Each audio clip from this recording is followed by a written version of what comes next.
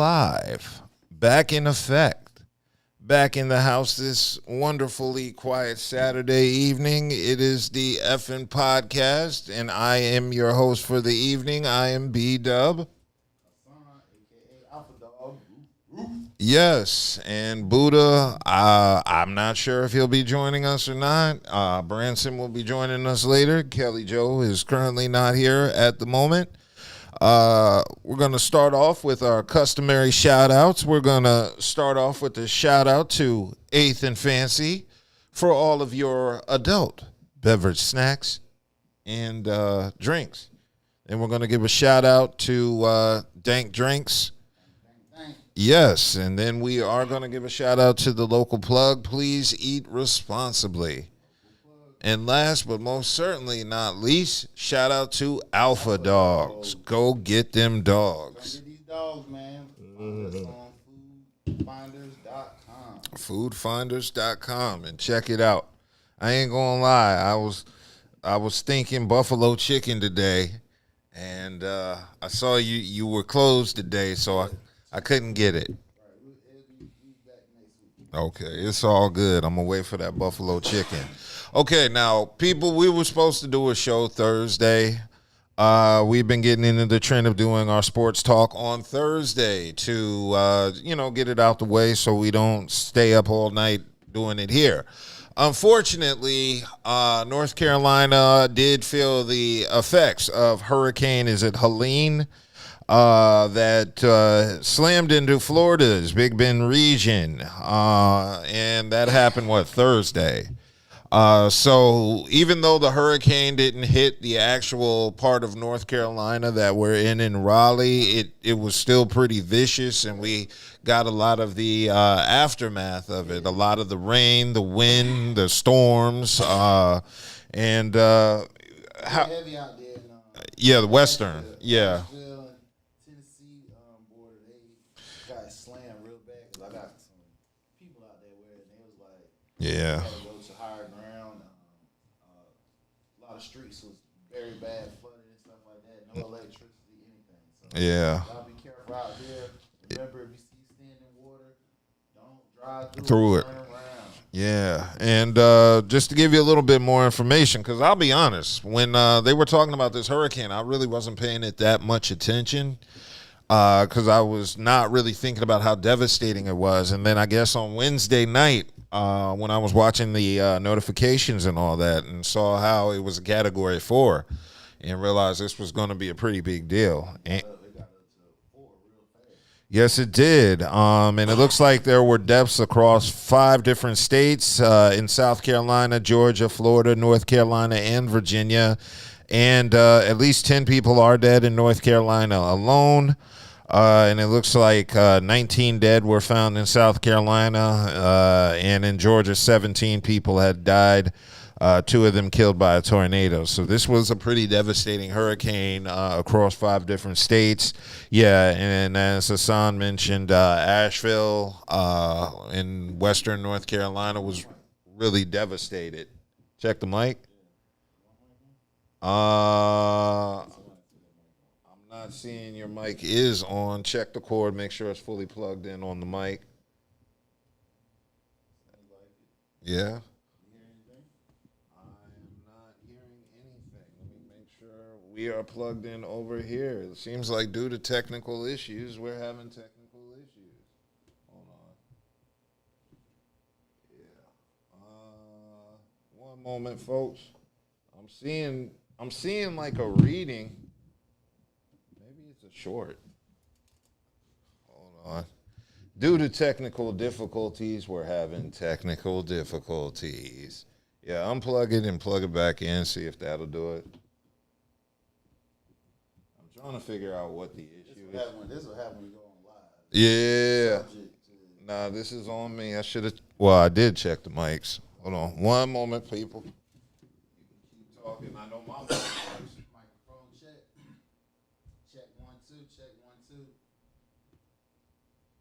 Check 1 2. Check 1 2. Check 1 2. Microphone check.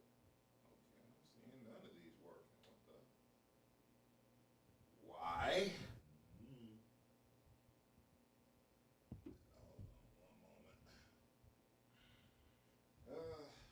fun of live streaming. Live streaming. I gotta take my sunglasses off. I gotta be uncool for a moment. Hold on. I'm trying to figure out why none of these are working. Okay. Boom, boom, boom.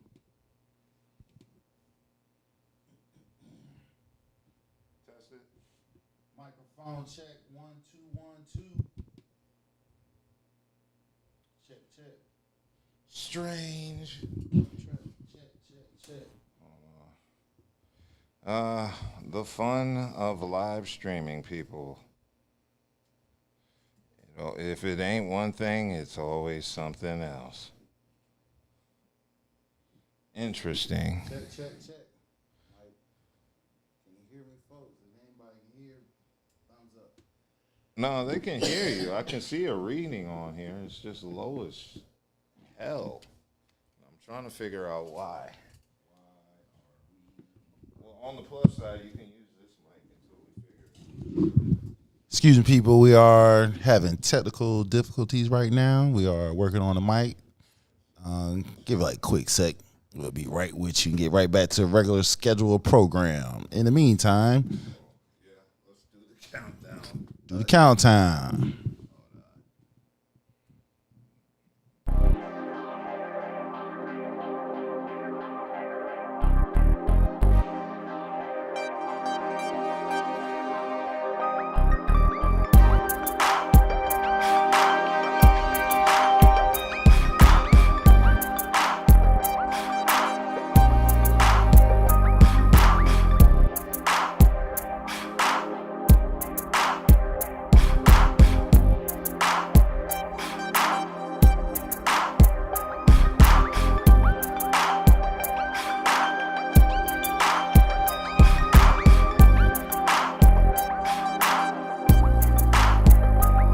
Boom, and we're back. Check your mic. Yep. I have no idea what the hell that was, people. The mic wasn't working, and all I did was reboot the mixer, Remix. and now we're back. So, apologies on the technical delays, but hey, technical shit happens, and unfortunately, it just causes a lapse. But we back. Now, I was discussing the hurricane that actually caused some serious devastation across North Carolina. I mentioned previously about the states that it affected. It looks like the National Weather Service said it was probably the worst event in their office history in Greenville and Spartanburg. So this was a pretty bad storm. So y'all make sure to pray for the people out there who are affected by this horrible storm. I have an ex from Asheville, so I hope everybody in Asheville is doing good except her. Yeah, but Why not her? just Why not her? hey, Even in trying times like that, you don't think she deserves some type of love? not her. Okay. If it was any of my other exes from Asheville, yes, but her, nah. Okay. But yeah, shout out to the people there. Hopefully, you can make it through this difficult time. Yes, and shout out to the people in the chat. Simply Deep, what up? Yolanda. Yes, Yolanda, thank you for that assist, letting us know the mic was off, because I damn sure wasn't aware. Talking. Yeah, I was going to keep talking. My mic is on. I can see that. But shout out to y'all. We got a lot of topics to get into today. A lot of things have been going on in the world. I am getting prepared for Tuesday because Tuesday is the vice presidential debates. Oh, yeah. Tuesday is going to be the vice presidential debates going on between Vance, J.D. Vance, and Tim Walz. And they are going to have a major debate, and I think it's the only debate they're going to have. Yep. And it's going to go down. It's going to go down. Where is this location at? They are having it in New York City at the Big Apple, at the CBS Broadcast Center. And it looks like there's going to be a few moderators, and you can watch it on CBS. So I'm not excited about the vice presidential debates. I'm just watching it because it's a debate. I feel like the last presidential debate was a pure shit show, but it was interesting. How was the shit show? Well, I mean, it was just a shit show, period, for both candidates, How? in my opinion. How? Well, personally, Trump, of course, he was going a little bit crazy. That's usual. Yeah, and How Kamala? Kamala, you know, one thing that's really bothering me about Kamala now is she keeps repeating the same story about growing up in a middle-class home and how her mom has saved up to.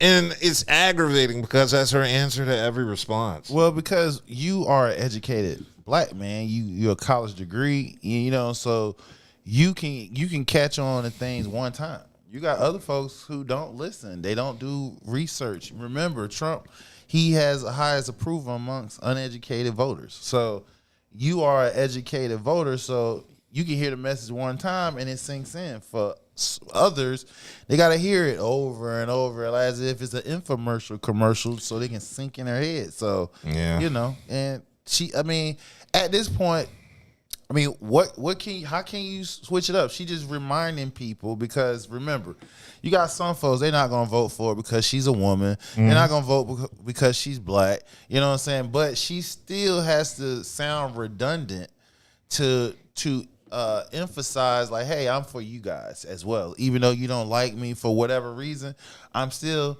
fighting for you guys as well. So yeah, us educated voters, we get it. It's the ones that's not. It's the ones that doesn't do any type of research. You know, those she's speaking to those people. Yeah. Well, some of the rules that they've imparted on the debate: each candidate will have 2 minutes to answer the question, 2 minutes to respond to the other's answer, and then 1 minute for a rebuttal. And the microphones will be on for the duration of the debate, so it won't be like Trump and Kamala's debate where the mics were off until it was time to respond. It didn't matter whether it was off or not because that motherfucker was so goddamn loud. They just stopped.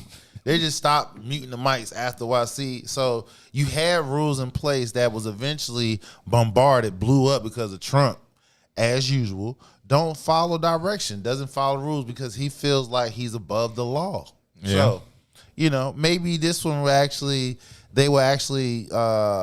follow footsteps and not follow footsteps, actually listen and follow directions as far as what the directions is in place for both candidates. So, but you know, Trump, he ain't got shit. It is what it is. And here's the part I don't like: there won't be a live audience. You need a studio audience for a debate. I'm sorry, these debates suck when there's no audience. It's too quiet. Well, the reason being is because when you got MAGA folks up there, they ain't, you know, they're gonna be unruly most likely. So to have a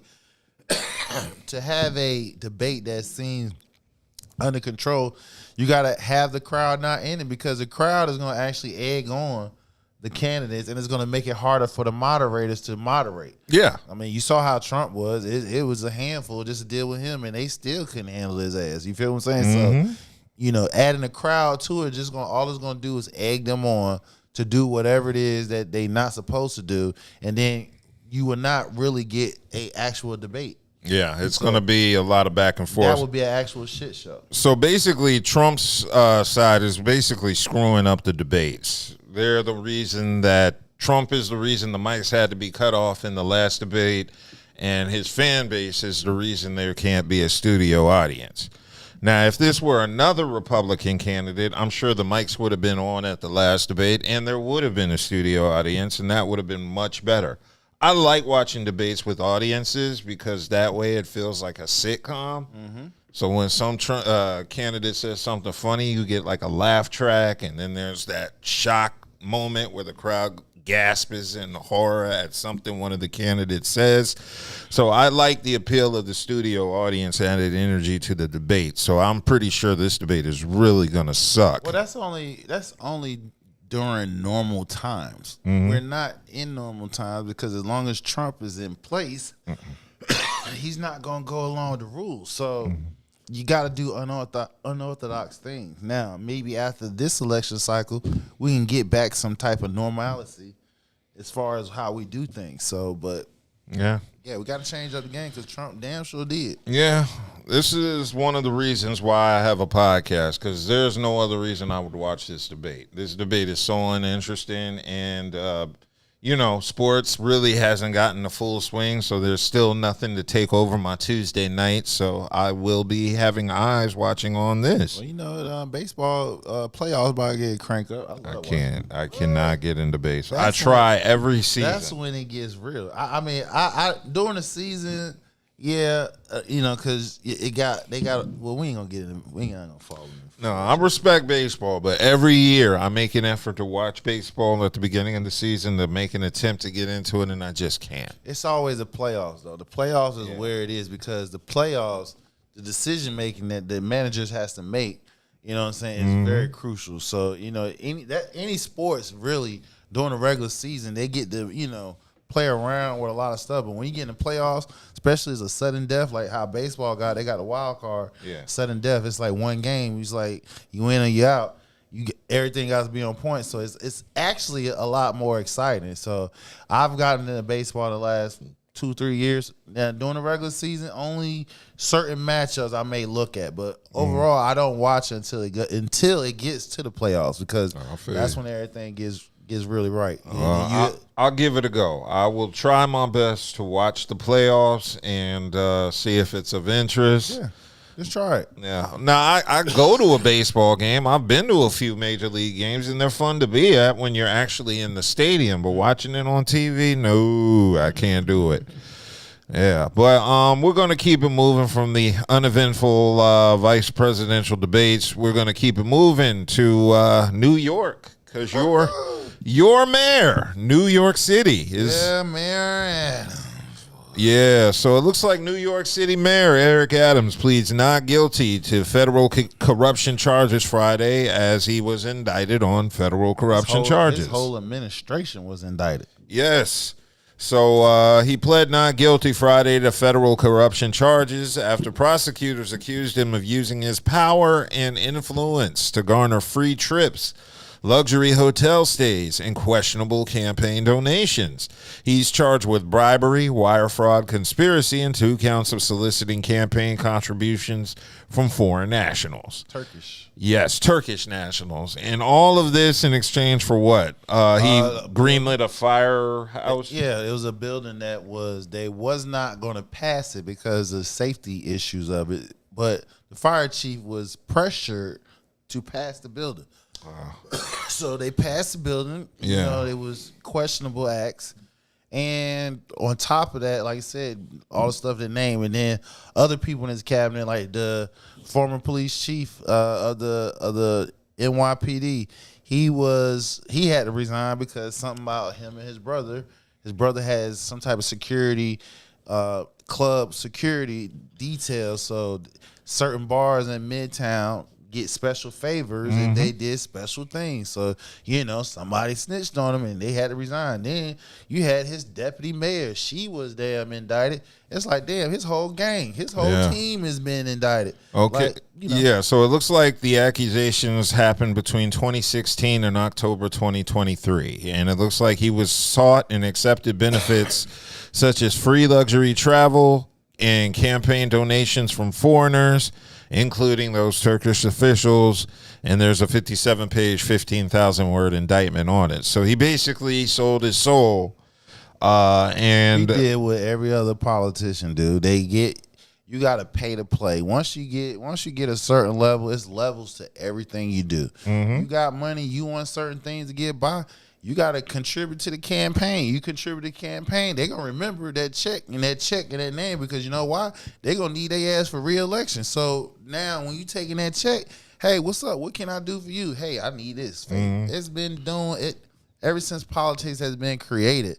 Government has been created. It's been doing this. The problem is, like I said, it's just when you create a glass house on whatever it is, somebody gonna try to throw a rock to break that motherfucking shit. Yeah. So he was getting a lot of clapback because how he handled they wasn't right. The protesters on the college campuses and up there in Columbia and other areas. So yeah, somebody really got it out for him. Yeah. So it looks like he did pressure the fire department to approve the opening of a. Wait.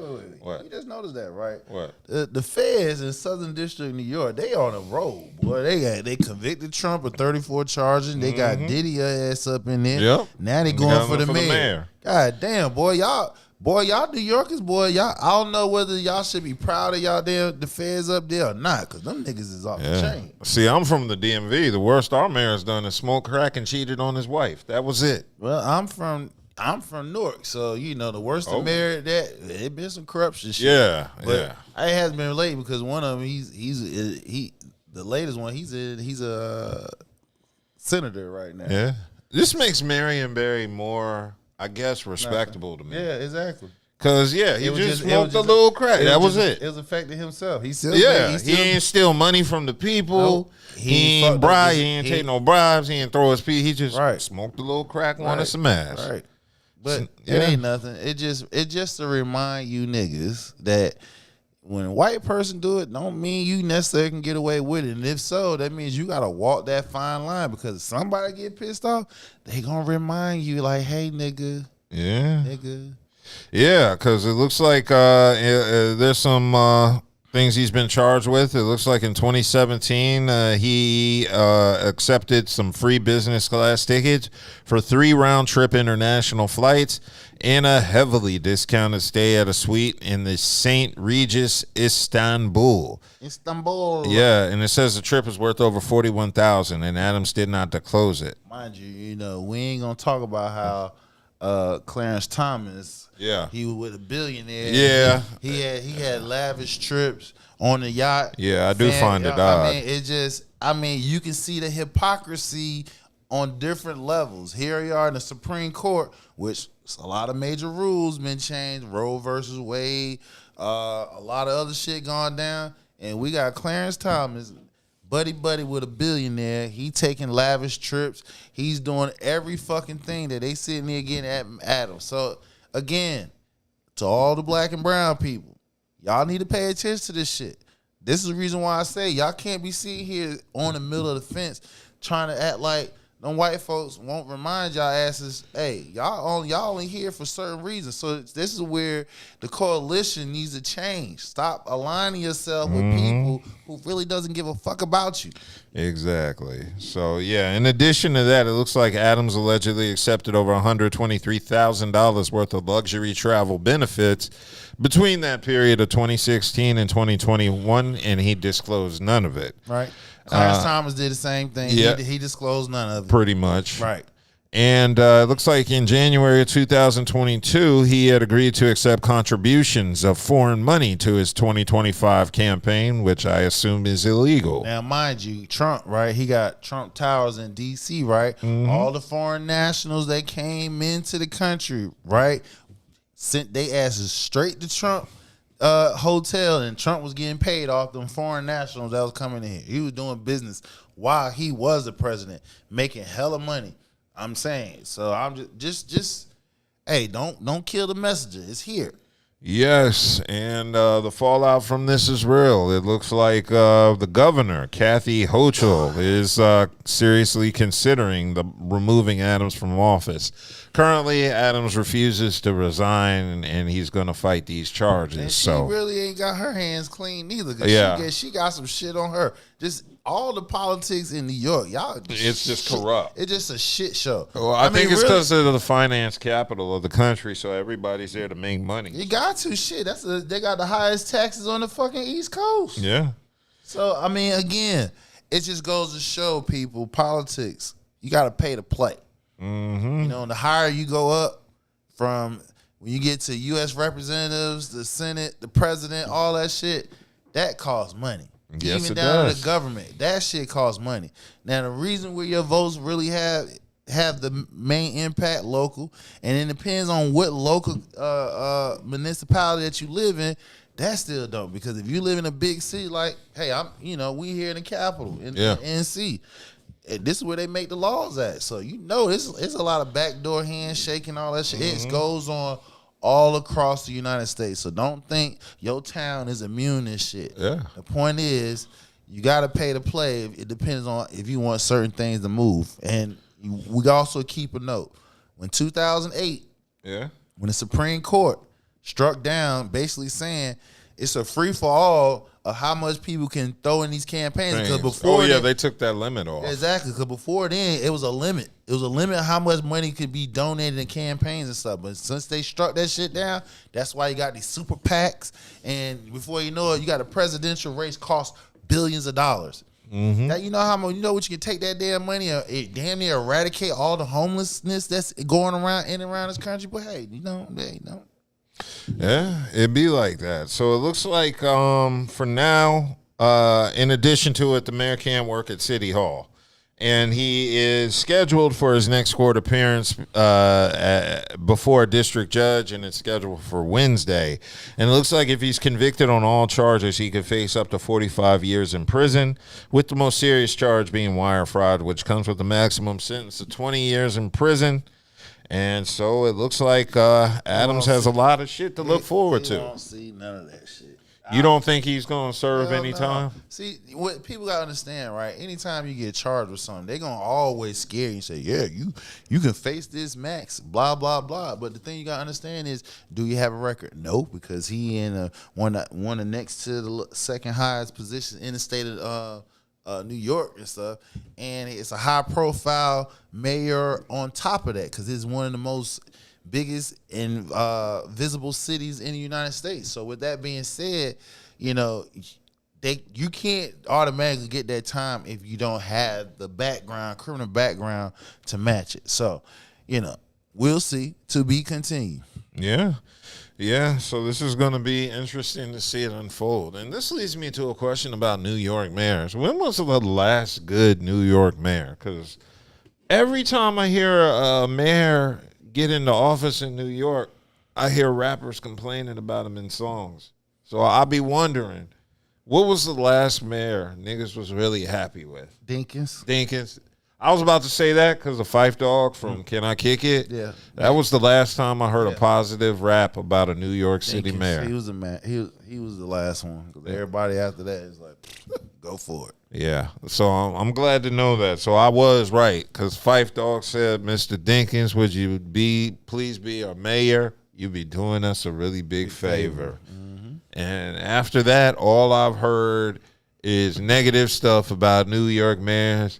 Yeah, Rudy Giuliani don't give a fuck about a movie. I think Rudy Giuliani was the worst. Yeah. Because he had to stop and frisk. Frisk laws. Mm-hmm. I heard that. I've heard Rudy Giuliani don't give a fuck about a movie. I've heard Bloomberg make a nigga cock the Mossberg.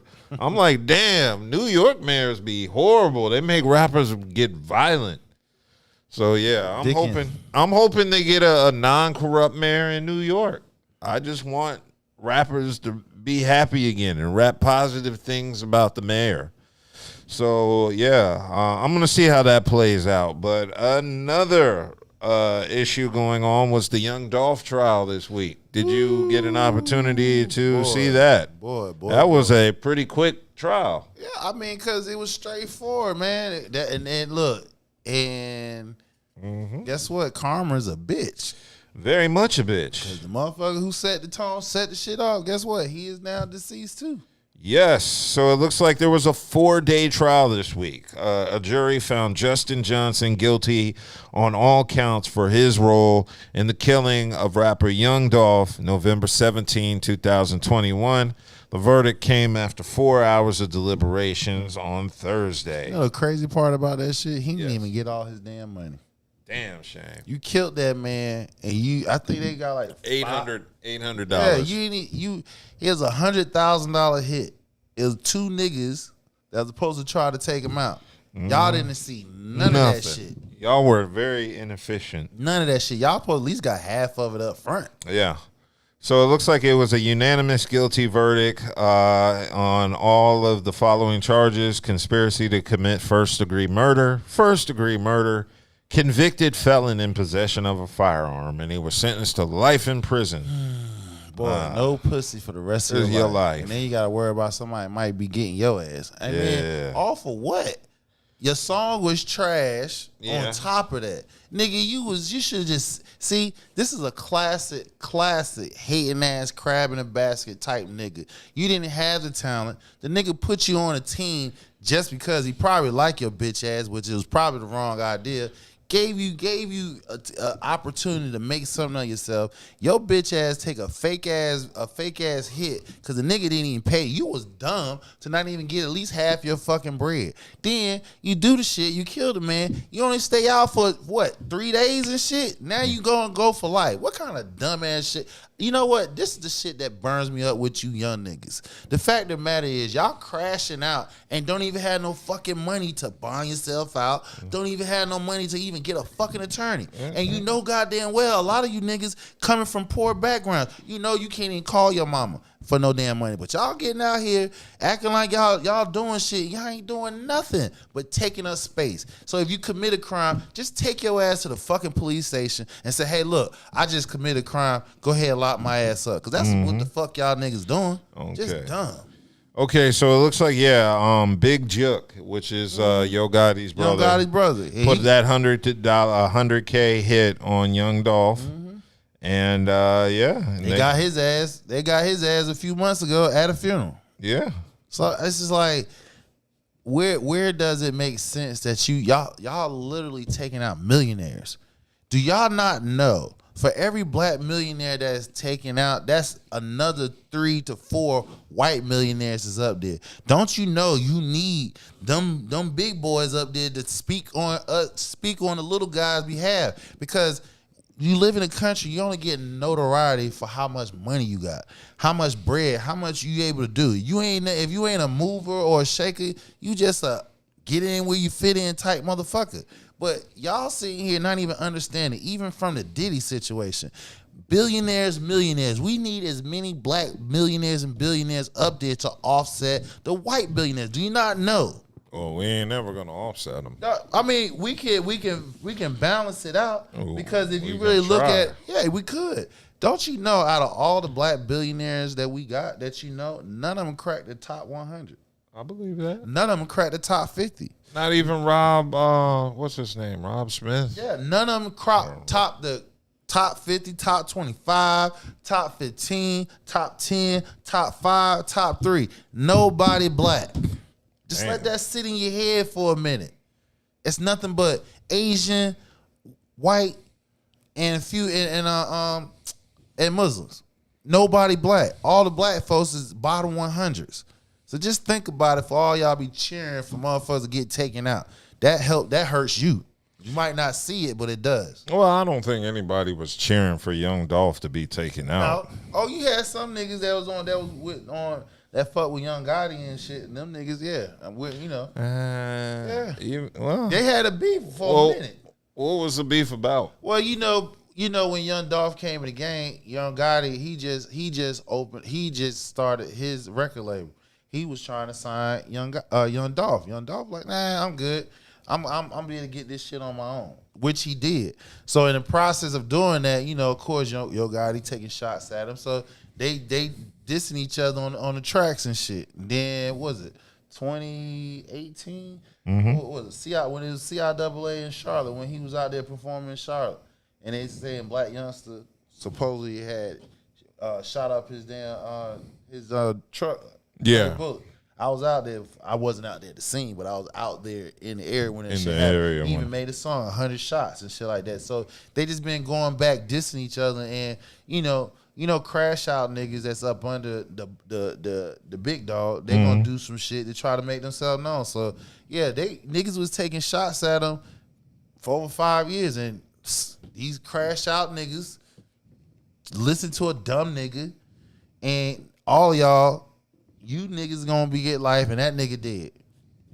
Dumb. Yeah, so it looks like, on February 25th, 2017, on tour in Charlotte, a vehicle Dolph was riding in was shot at. Allegedly, more than 100 rounds were fired into the car, which was bulletproof, and Dolph was unharmed and performed a concert that same night. That must suck to have been them niggas. What was the point of shooting up the car if he... They didn't think the car was bulletproof. Yeah. That's the whole thing. And then after about 50 rounds and hit that motherfucker, don't they tell you stop shooting, nigga? Stop shooting. And it says Youngster was arrested for the alleged shooting, and charges against him were eventually dropped. Right. Why? I guess they couldn't put it on him. Oh, Well, they wanted Dolph. Even though he made rap lyrics about it. Mm-hmm. So again, like I said, at the end of the day, it was dumb. The niggas that killed Dolph, they got played. The nigga that set the damn shit in motion, he got played because he's no longer living. Yeah. All at the end of the day, it was stupid. Over what? Because we got two talented brothers who's getting money. You feel what I'm saying? It's cool to diss each other, wordplay and shit, but you take it to another level to where y'all sitting here trying to take each other's lives, and y'all got fucking families and people that depend on y'all niggas to be out here, be alive and shit. You know what I'm saying? I just don't get it. Y'all millionaires, bro. You millionaires. That's what the fuck. What It's the hell? that ego, bro. That ego make you. But let's get one thing straight. The ego is stupid because, like I said, if you trying to sit here and appease the streets don't give a fuck about none of that shit. No, they don't. They don't care about that shit. Everybody trying to prove themselves by living that life. Living that life, that's dumb. Because one thing, if you ain't noticed, if you watch out all the old gangster movies, right? For some of us who watch the hood movies and shit like that, what was the one thing that you cannot do when you sitting out here hustling? You cannot sit here and have a war and fucking hustle at the same time. That never works. You're gonna lose money because you gotta fund the goddamn war that you in, and in the process of you doing that, you're making your shit hot because the police gonna be on that shit, so you losing money on both ends. So make it make sense, niggas. Make your money.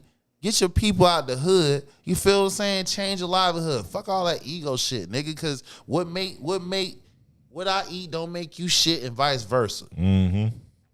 Yes, indeed. So I'm glad young Dolph's family got closure in this situation, Facts. although there's probably never going to be peace because it's just not a peaceful situation to begin with. Well, I mean, one thing for sure, it's out in the open. Yes, it is. So if anything prosper, anything continue on after that, niggas is going to get locked up. Straight up. They know what it is. Yes, indeed.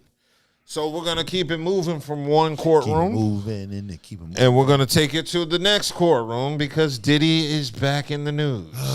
Y'all leave my man alone, yo. No. Leave him alone, man. No, we're never leaving him. This man is really getting charged for having an orgy. Like, let that sit in your fucking head. I know, that's wild as hell, but that's crazy. yeah, there's more shit coming Diddy's way. There's a brand new lawsuit being aimed at Diddy, and it's found Young Miami's name in it. Right. So it looks like this new this court documents obtained, looks like in Friday, it's mentioning Young Miami along with the latest Jane Doe to file a lawsuit against Diddy. And it's alleged that he drugged and sexually assaulted her monthly over the course of 4 years.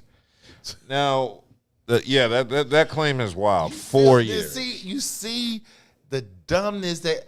So for 4 years, how many years did you know that you was being drugged and all this other shit before you realized, like, this nigga was doing it? Like, I just... 4 years. This is why I say, people, reading, comprehending what you're reading is very important because a lot of this shit is bullshit. Like, so for 4 years, you willingly or unwillingly was drugged up. Yep. Allow him... Young Miami to convince you to do something against your will. Yep. And according to the lawsuit, it looks like Young Miami was named in the suit, and she's accused of repeatedly pressuring the alleged victim to have an abortion after she became pregnant with Diddy's child in July of 2022. And it says, according to the lawsuit, the incident took place at Diddy's L.A. home where the victim claims she was forced to ingest ketamine and other substances, leading to intermittent blackouts throughout the night.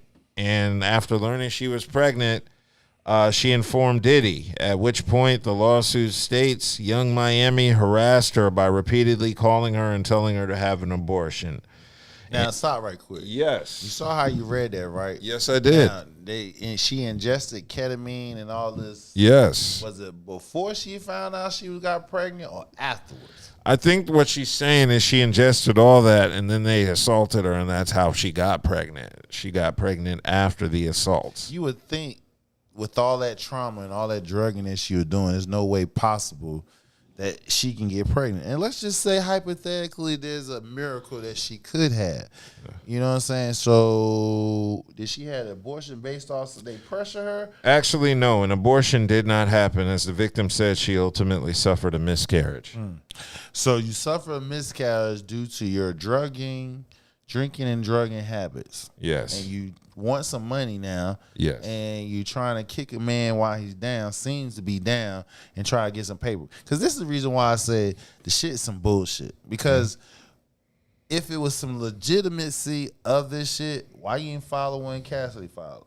You could have filed in New York. Yep. They had a law specifically created for anybody who had any type of sexual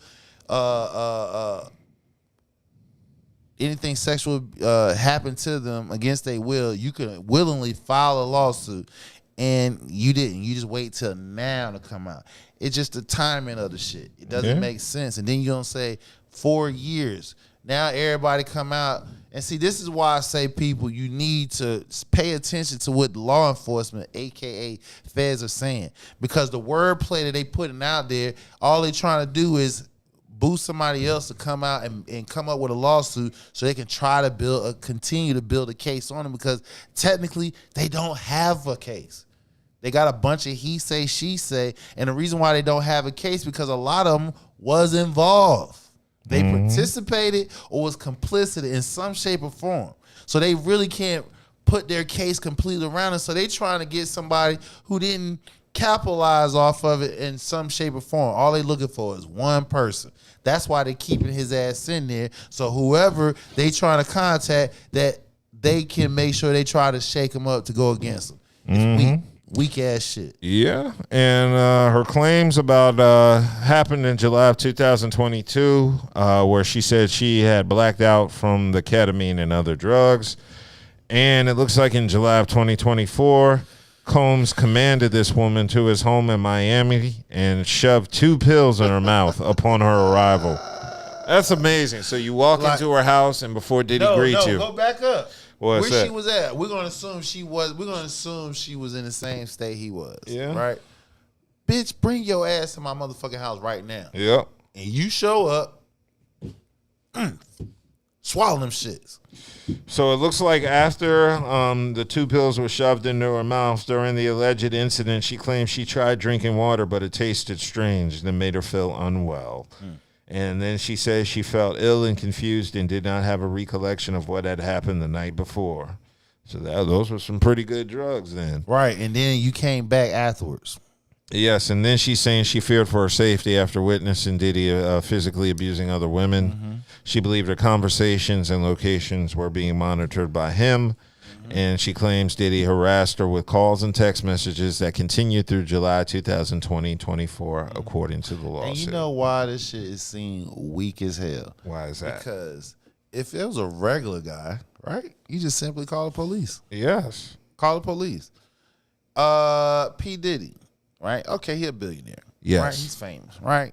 That is correct. But even after all the charges that come out, right, you notice having nobody went to go press charges. Nobody has. Because you do know, right? If you press charges, That's you got not civil. That's not money. Right. But no. But I understand that. You press charges, one, that's going to give validity to what you're saying. That's still not stopping you to file a lawsuit. You can still file a lawsuit, but nobody's pressing charges. So they're not interested in getting him locked up. No, they're not. They want just that want bag. the money. Yes, they do. So where is the outrage coming from where they clearly telling you niggas, I don't want this man locked up. I just want him to pay me. That's it. Pay me and I'm gone. Yes, and it looks like in regards to Young Miami, this isn't her first time being named in a Diddy lawsuit. So in the Little Rod lawsuit, where Little Rod is suing Diddy, he alleges that Diddy was doing Tucci, which is ecstasy and coke combined, and he ran out. And he basically had Young Miami accused of transporting the drug, and it looks like they were in Virginia when Diddy was doing some pink cocaine, and he his assistant forgot it. So he had Young Miami transport some pink cocaine allegedly on a private jet from Miami to Virginia. And so Little Rod put that in his lawsuit. So basically, he just threw Young Miami's name in there on some snitch ass shit. Right, trying to get some money. Yeah, that's fucked up, Little Rod, because Young Miami did what a real homie was supposed to do. She came through with the drugs, with the packet.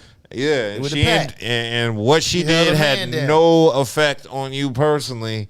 I don't understand why you would snitch on her in that lawsuit. That's a little foul, bro. This is how these niggas do, man. They want money. And because these bum-ass motherfuckers, they was near him. Like, if you near a millionaire or billionaire in some shape or capacity and you can't come up, that lets you know. Yeah, that's pretty pathetic. Right.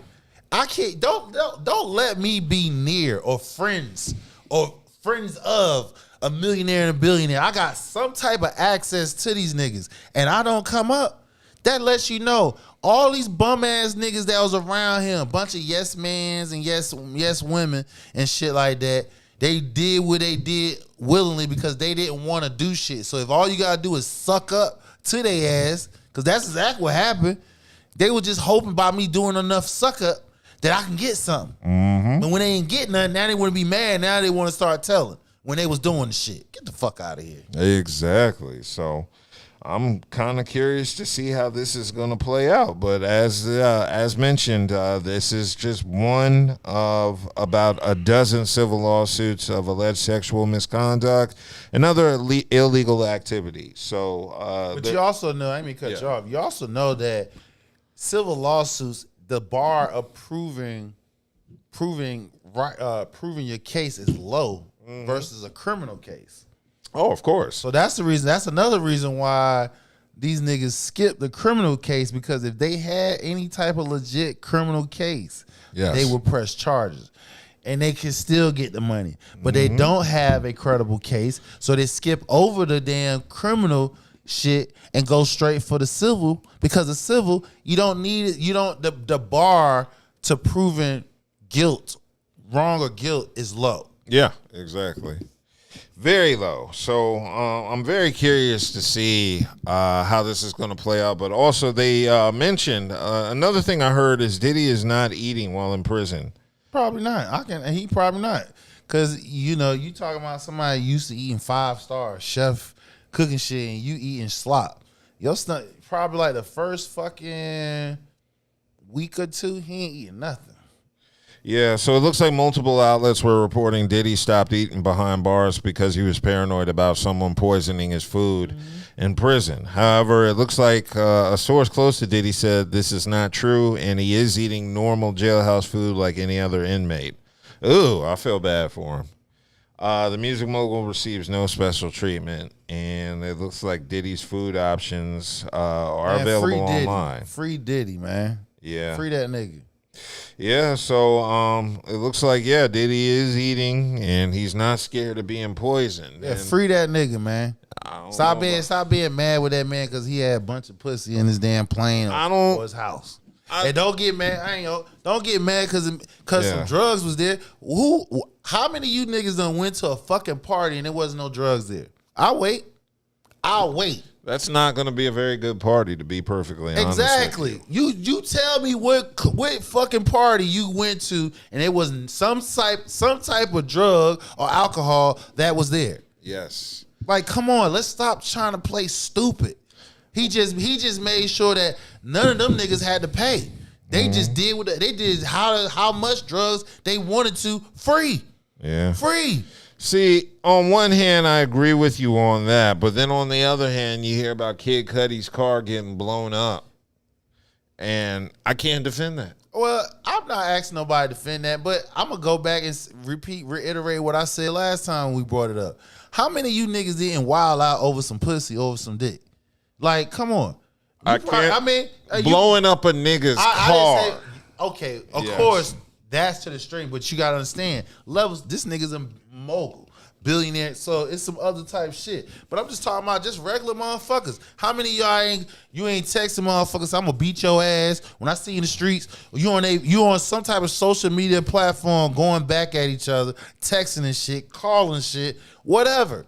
y'all got a woman, you got hold to some dick, and that shit got you strung out and shit, and now you doing some shit that you normally wouldn't do. Same for a man. Got hold to some good ass wet, and you going stir crazy, especially when she showing attention to another motherfucker and you ain't doing what the fuck you supposed to. So again, I want people to stop acting like y'all ain't never experienced that or never seen that shit before. It's just the fact that this man has money and he's rapping about what the fuck he's doing.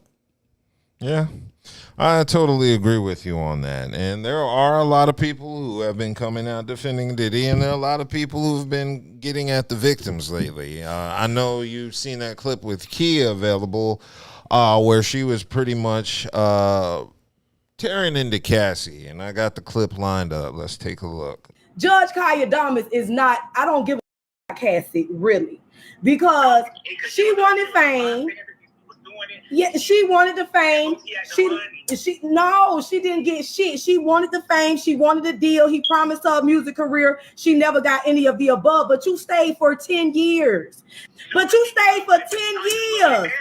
can't say you was held hostage for 10 years, girl. You can't come wanting damages after 10 years, girl. So I am going to side with Diddy on that. It's like, no, the first time you got raped and drugged, you were supposed to ran for the hills and never come back. Now you're here.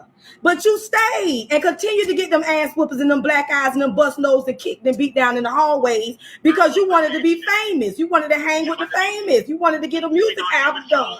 No, ma'am. Because she was already acting nasty towards Kim and thinking because she was light bright and close to white. Shy, and that's the only reason why they pushing the issue, because she like bright close to white. Diddy ain't finna be like R. Kelly. Them bitches, they going down. Diddy finna tell you. Diddy finna tell you. He about to tell you. I don't think he ain't a rider, so I think he about to like to flip. He should have carried his ass to motherfucking goddamn Bali with Russell. He should have. Why the fuck did he stay here? Child, that bitch was supposed to got on a speedboat like Tubbs and them from Miami Vice and got the fuck on. Remember when it came down and read it? Yes. So, 10 years. 10 years. 10 years, and she's scared. And Yeah. mind you, out of 10-year period, that's at least hundreds of times he left you by yourself. He gone out of the country. In other states, you could simply just leave. Yeah. But it was planned. That's all. I'm going to take this ass whooping because I'm going to get this goddamn money. That's what it was all about. I also believe the girl suing him from making the band, Don they call her Richard, but I'm like, it's Richard. You American black chick. Don't try to get all bougie on us. But yeah, I also believe the same thing with Dawn, where she was with Diddy, put up with his abuse and all that just to try and make it and get famous. And when he didn't produce, now you want to sue him. And I do believe there's truth in that, but I also believe there's some truth in Diddy, scaring the hoes. Like I said, the Kid Cudi. I believe it. I mean, he probably like, hey, bitch, shut the fuck up. Yeah. I mean, he did beat her ass on camera. I mean, yeah, we got that. And I don't believe that's a one-time thing. I don't believe that was just a one. Until you. Until there's video evidence. Yeah, you gotta go as. No, I'm going to assume he's done that because he was way too comfortable whooping her ass. Of course. I mean, I ain't gonna front. He probably based off what he did. Legally, I mean, he's only beat a woman one time, but a real nigga, no, you can tell by the way he was on camera beating her. He's done it before. Correct. Yeah, them punches looked a little too coordinated. So, I mean, I'm just saying, he didn't look around or anything. He knew whooping that ass was just a daily thing. But he mad because he had to come out his damn that towel. He was in the shower. Yeah.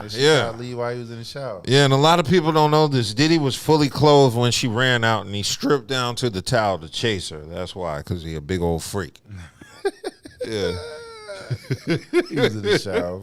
Yeah, he said, hold up, got butt ass naked, rubbed the lube on him, put the towel around him and chased her. Oh my God, that ain't gonna go on. Yeah, that's what really happened. But I personally believe Diddy did have that manipulative, controlling thing, but I also believe these women could have gotten out if they wanted to. I mean, listen, he's a powerful man. He got money, power, and fame. Mm-hmm. So I believe he flexed that. You know what I'm saying? I believe he did, but a lot of this shit is again more exaggerated because if you've been with him more than a year, it's a plan coordinated on your end to see how far this gonna go and how much you can possibly get out of his ass. That's the only reason why. Because if this was a regular nigga, as soon as he did it the first time, you calling the goddamn police. Exactly. Why? Because he ain't got shit. Yo, he probably got something. No, it's that money. It's the hell. You got motherfuckers that's executive and shit. Bitches still call on their ass. You know what I'm saying? And they making 6 figures. So the fact of the matter is, this is where I get a little fishy where you try to say like you was scared. Yeah. 10 years. Like, let that shit. He didn't have you locked and chained in the fucking like misery. You saw the misery. Now if you was anything like that, okay, cool. I got you. Yeah. You came and go. She was free to leave. She enjoyed the pros of being with Yes, Diddy. and on top of that, your mama knew. Your mama was sitting there telling you, girl, you need to leave. Stop taking them ass with him. Mama, I need to take these ass with him. I'm gonna get them M's from this nigga. And mom was like, you need to take them. I need a beach house. I need a new car. You better get socked in the stomach. Something. I just said, man, I'm just like, yo, if he did something atrocious, like, rape or that's horrible. Give that man what he's supposed to. But as of right now, it seems like a bunch of white dudes, and see, this is another thing which I got to understand. Out of law enforcement across the country, whether it's the police, sheriff, local prosecutor, federal, they all got a bunch of black faces. Yes, they do. You know what I'm saying? You know why? Because before the narrative changed, there was a bunch of white faces doing the same shit these niggas out here doing. You feel what I'm saying? And, it's a black and white thing. People who say, oh, race isn't an issue, fuck you. Race will always be an issue. Because you know why? You got 2 dominant colors on this planet, black and white. That's it. Everybody else, get in where you fit in. That's why you got motherfuckers align themselves with white, and you got motherfuckers align themselves with black. But most of the motherfuckers align themselves with white because supposedly the fame and money that can come from that shit. That's why a lot of people, or niggas is fucking ashamed of their goddamn color. How the fuck you ashamed of your color and them same goddamn crackers be out there in the summertime red as a fucking lobster or orange as hell because they trying to get black like this. They want this skin tone. You know what I'm saying? Look, I can get it. I get a tan. I can still get a goddamn tan. See, they mad about that shit. So I have a tan. Right, and he's a light-skinned version. I'm light-skinned. Right. Yeah, a lot of people don't know that. Right. But So what I'm saying is, what I'm getting at is, y'all got to be careful about this shit, bro. Stop hollering. For anybody who keeps saying, oh, you got to use race, you a weak-ass motherfucker. Race plays a role in every fucking thing. It's America. This country was built off racism. So of course, sexism, racism, all them isms. This country was built off of. Yes, and that leads to David Banner being in the news. Yeah, because David Banner decided to drop a video. I guess he's seen what's going on with Diddy, and I guess he got inspired to make commentary on it. Let me cue up this video, and we're going to play. It is really, really upsetting to me. It's almost like we have been convinced anytime that it has something to do with our culture, it's almost like we salivate at the mouth to tear each other down.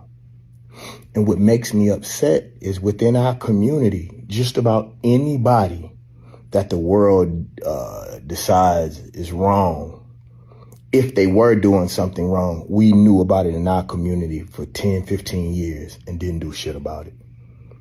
And as soon as the rest of the world decides that they want to go on a witch hunt, then we try to beat them to the punch. And we go out of our way to tell jokes and laugh and criticize. That shit is sad. That shit is really, really sad. I don't know why we act like we winning, or we act like we have a lot of heroes in our community and a lot of people that want to help us.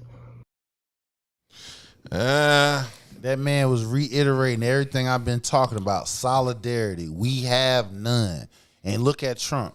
34 fucking felonies. He got all the solidarity. But you know what's crazy, though? What's that? If Pookie killed Rah-Rah, you know what I'm saying? Shit like that. Free Pookie. And Pookie, but Pookie getting locked up. Yeah, but the thing about it is though, and Pookie ain't getting free no matter how many T-shirts you print. And that's true. But the problem is, it's still solidarity around him. I mean, he's a murderer, a convicted murderer. Puffy has solidarity around him. We just clown him because he's a public figure. Yeah, but the fact of the matter is, like Banner said, we don't have what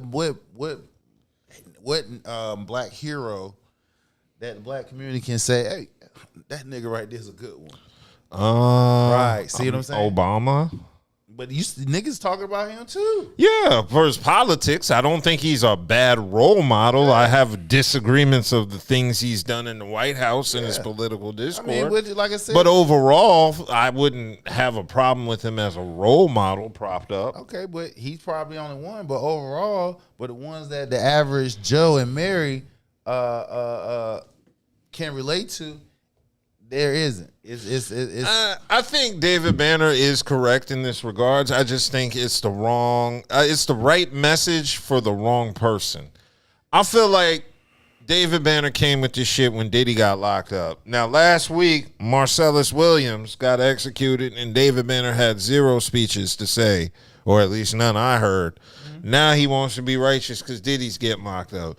Now, I don't agree with what they're doing to Diddy, but Diddy is getting locked up because he couldn't control his dick. But see, that's the problem, though.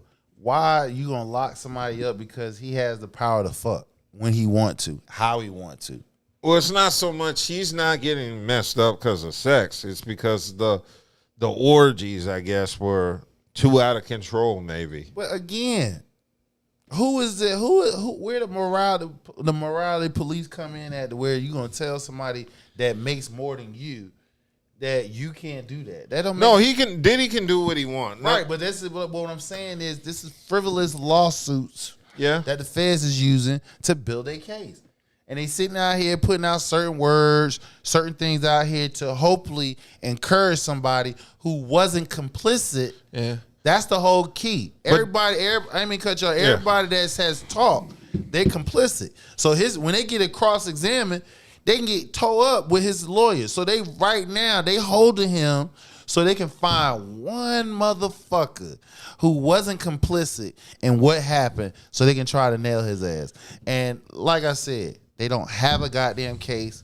So you niggas, y'all can crack your jokes and everything, but what you need to understand is that can be you. Yeah. And it's niggas on the lower level get framed for shit they ain't do, or because some bitch said something, or because a nigga said something. You feel what I'm saying? So I agree with you on that regards, but Diddy to me is a little bit different because I feel like David Banner was overly sensitive, like when he was talking about the memes and shit. Like, yo, Diddy is getting locked up and he got thousands of baby oil in his house, and I can't make a joke about that shit. I mean, that's some funny shit. Yeah, but because he can relate, because if he somehow is direct or indirect affiliated, he can go through the same process. Yeah. And he can get cut just like that, and niggas that was riding with him can jump off the boat just like that as well. So I see what he's talking about. Hell, I'm not even there yet. I can see what he's talking about. Because the fact of the matter is, when you hot, everybody going with you. When you're not, everybody going to try to come at you. And when they think you down and out, and then they're going to come at you because the king is down. Let's take his ass out and shit. Like, yo, I can identify, and I have some empathy as well. Because, again, when it comes to the judicial system, yes, it's black and white. Yes. We got a white presidential candidate who's literally fighting to stay out of prison by running for president. Yes. Like, let that shit sit in your fucking ear. But here we are. We got a man that's locked up. The charges that's been given to him, and he can't get out. But we had a motherfucker that tried to, he literally tried to do a fucking coup. A coup, and the fucking Supreme Court gave his ass, basically said he has immunity. He can't get prosecuted doing his presidential duties. Like, this is why I say y'all don't pay attention.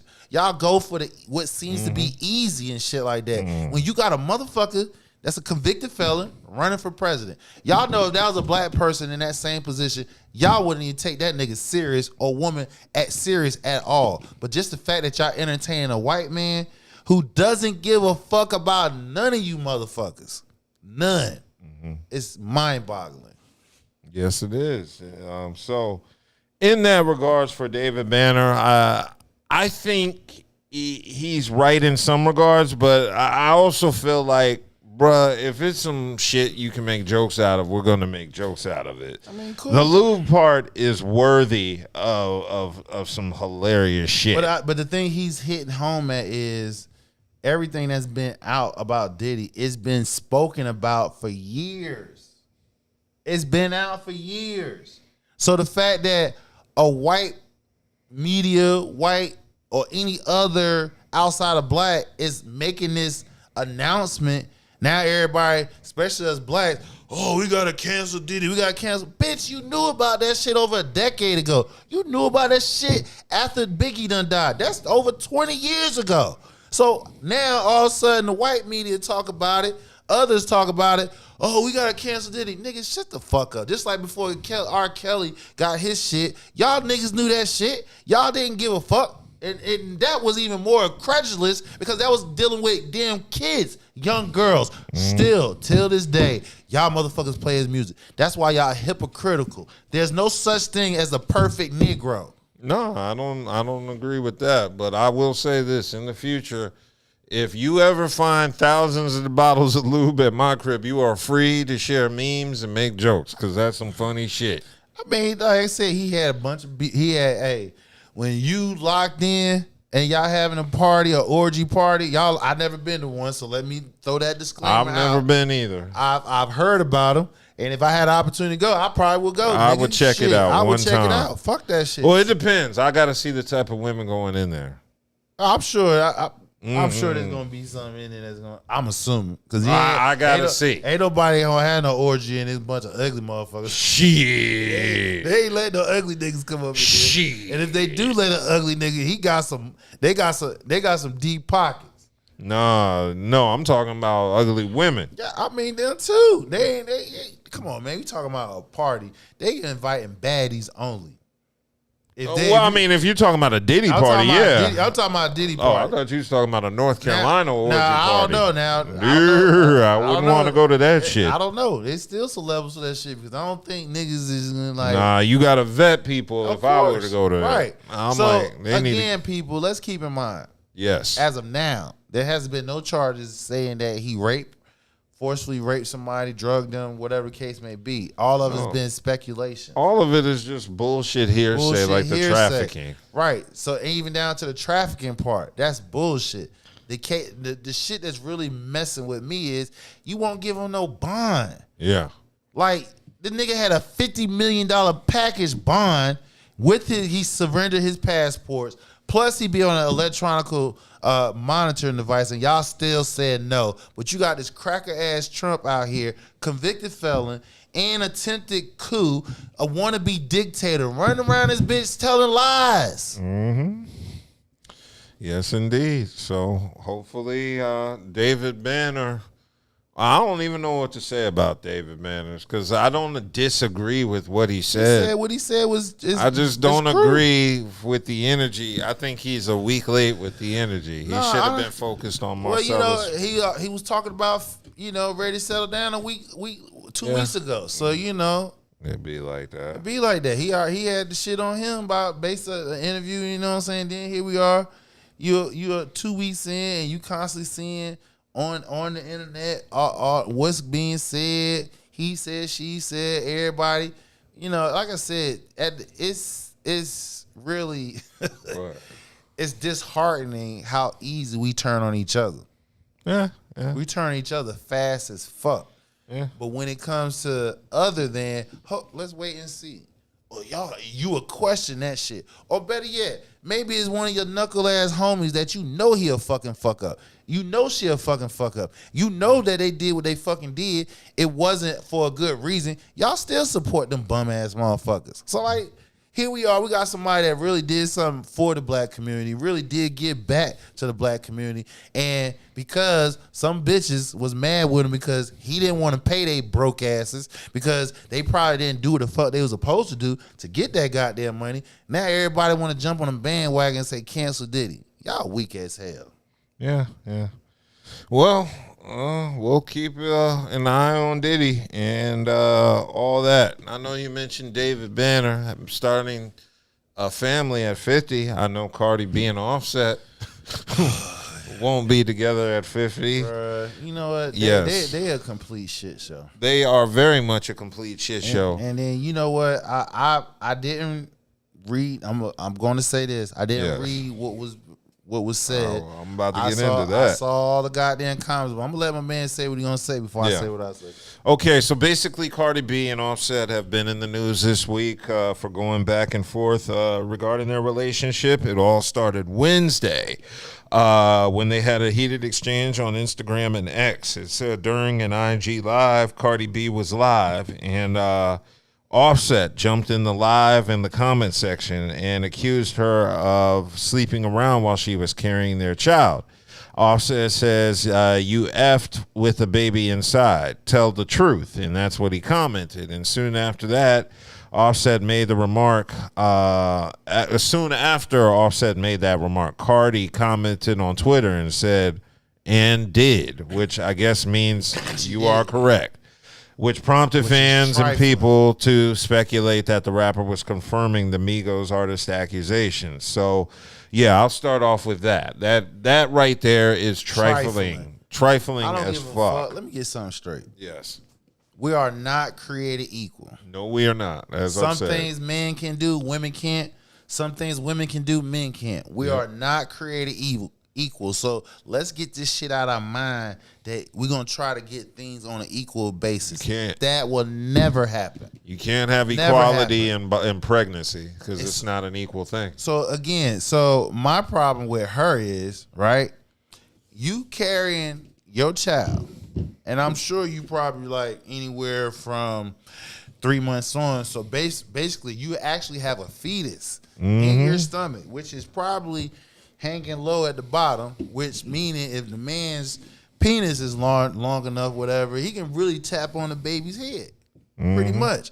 So you have a living being inside your body, and just to get back at this nigga that you knew was a serial cheater before, during, and even afterwards, you done gave this man not one, not two, but 3 kids.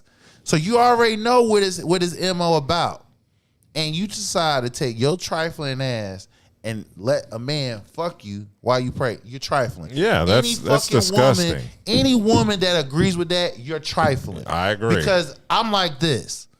Wait till you had a fucking baby. Yeah. Do your thing. Yeah. Do your thing. But you're gonna jeopardize. What if that nigga was beating the fucking the shit out of you? You feel what I'm saying? And cause you to go in early pregnancy. Yeah. Because he did something, you know what I'm saying? It's early just like delivery. Right. I'm just saying, I saw the comments about how the women was like, well, men do it all the time. You can't. First of all, men don't get pregnant. Yeah, exactly. Men don't get pregnant.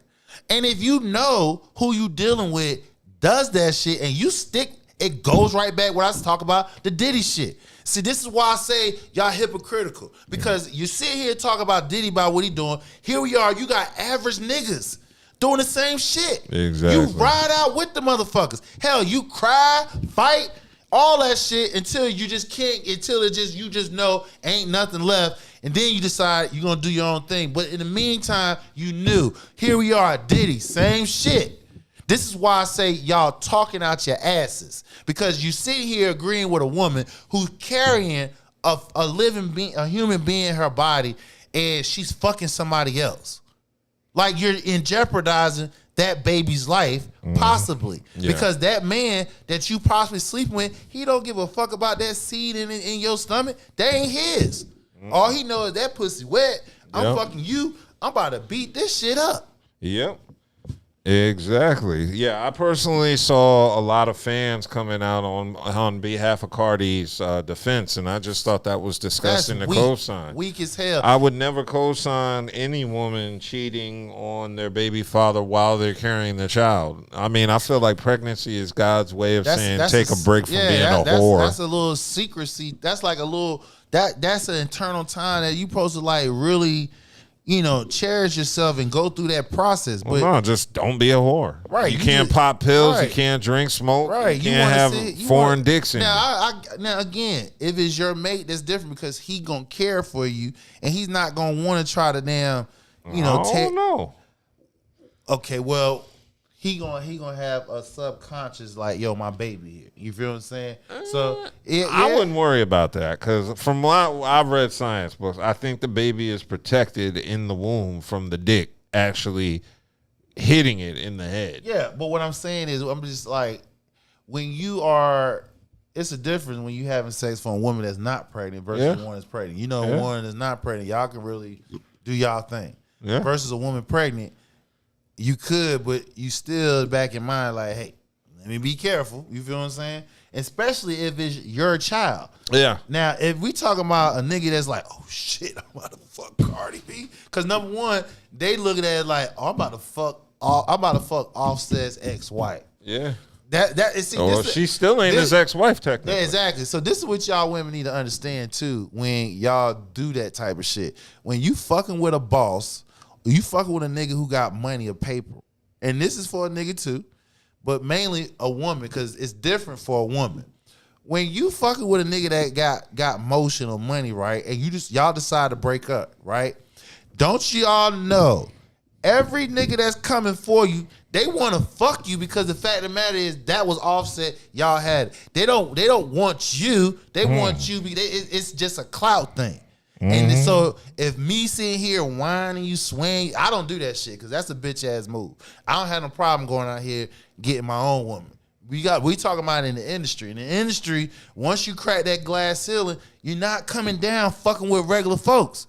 And if you notice, although they passing each other wives and girlfriends around and shit. So for the women, y'all got to understand when you break off with that man and he's popular in any type of way, every other simp nigga after him coming for you, and it's for the wrong reasons.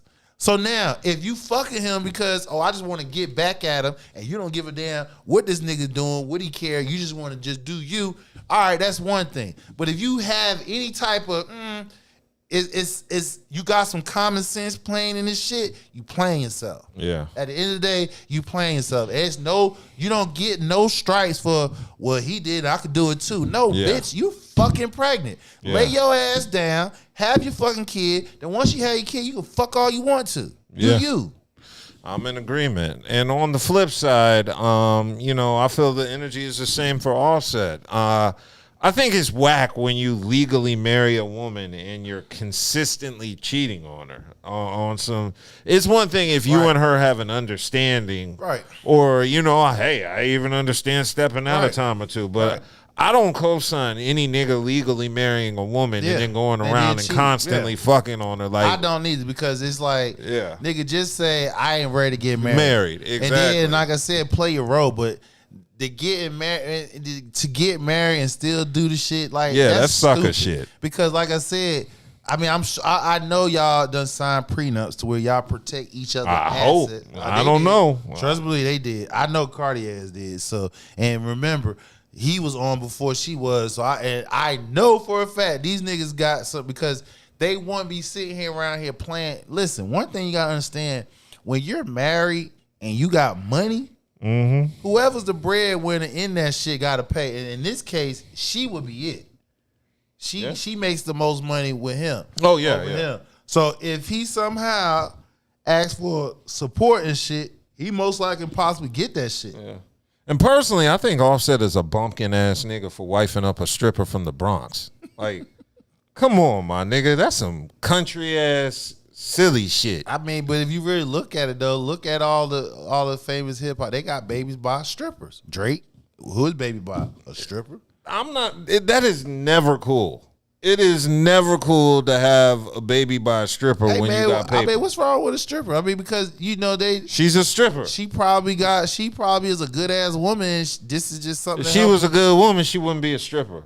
That's not necessarily true. You don't think strippers out there they legitimately doing this just to get this a hustle for them? They ain't giving up no pussy, no nothing. They just dancing. Man, them hoes could get into cryptocurrency. Nah, they want to be on poles. Well, I mean, cryptocurrency, they got it's over a $500 million fraud scheme dealing with that shit. So people want to take the risk where they feel like they have the control. So you talking about a woman that has. I just don't trust any woman that's a stripper. I mean, I don't know. Like I said, I only been in a strip club twice.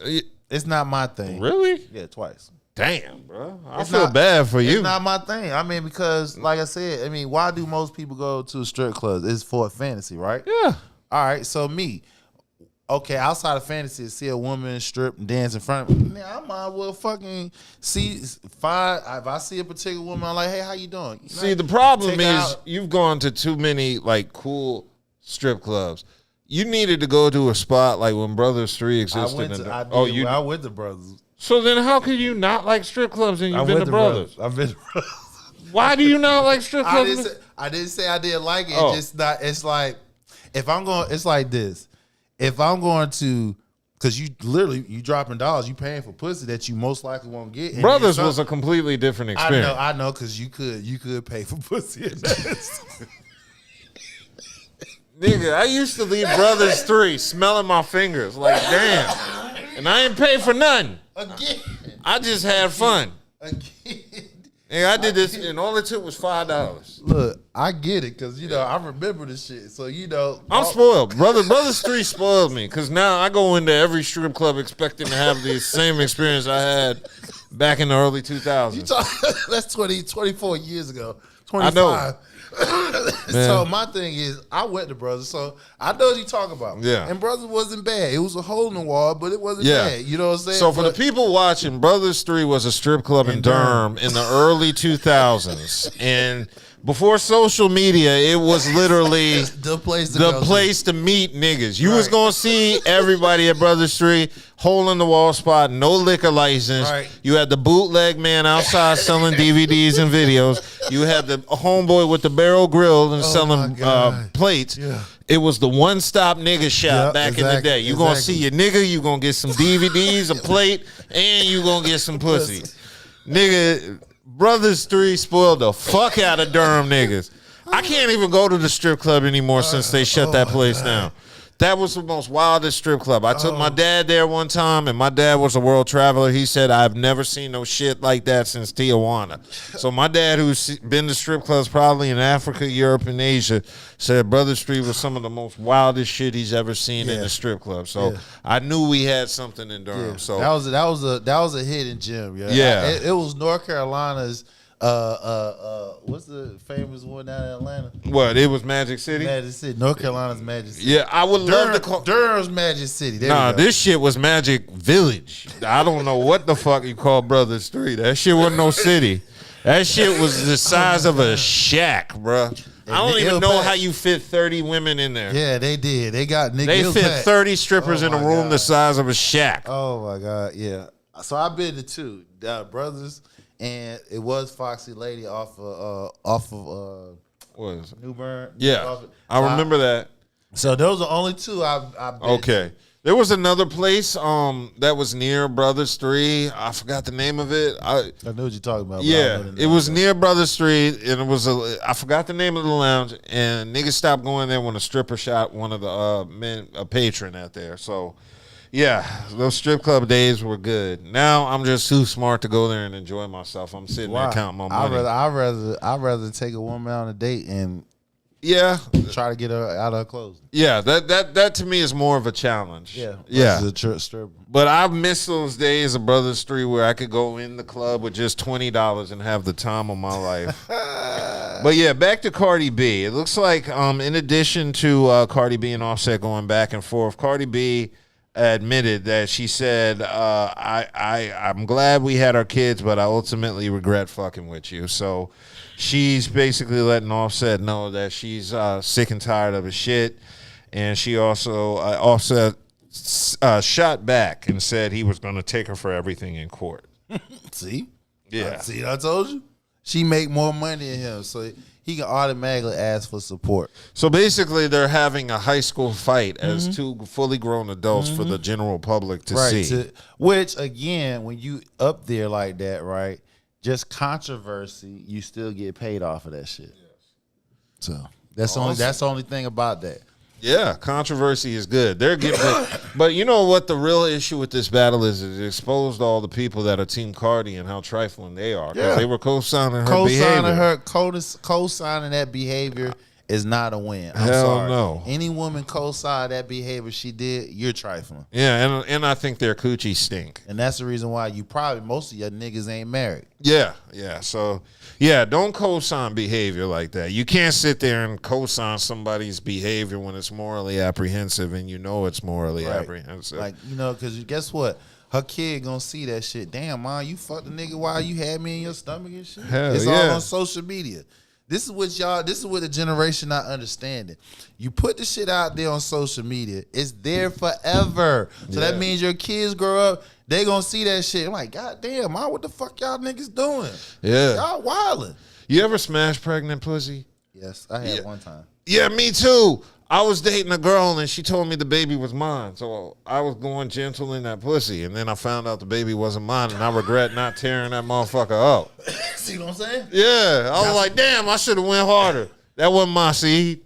Oh my God. That's why I said it's trifling for what she doing, because if a nigga's like, I'm fucking Cardi B and she got this pregnant pussy and this motherfucker Offset baby in here, yeah, I'm tapping on that head, nigga. Yeah, nigga, I'm tapping on your baby's head. That's exactly what they talking about. Oh, yeah. So anytime a woman is co-signing that shit and you allowing your baby to be a pawn into y'all trifling matters, you're weak. Yeah.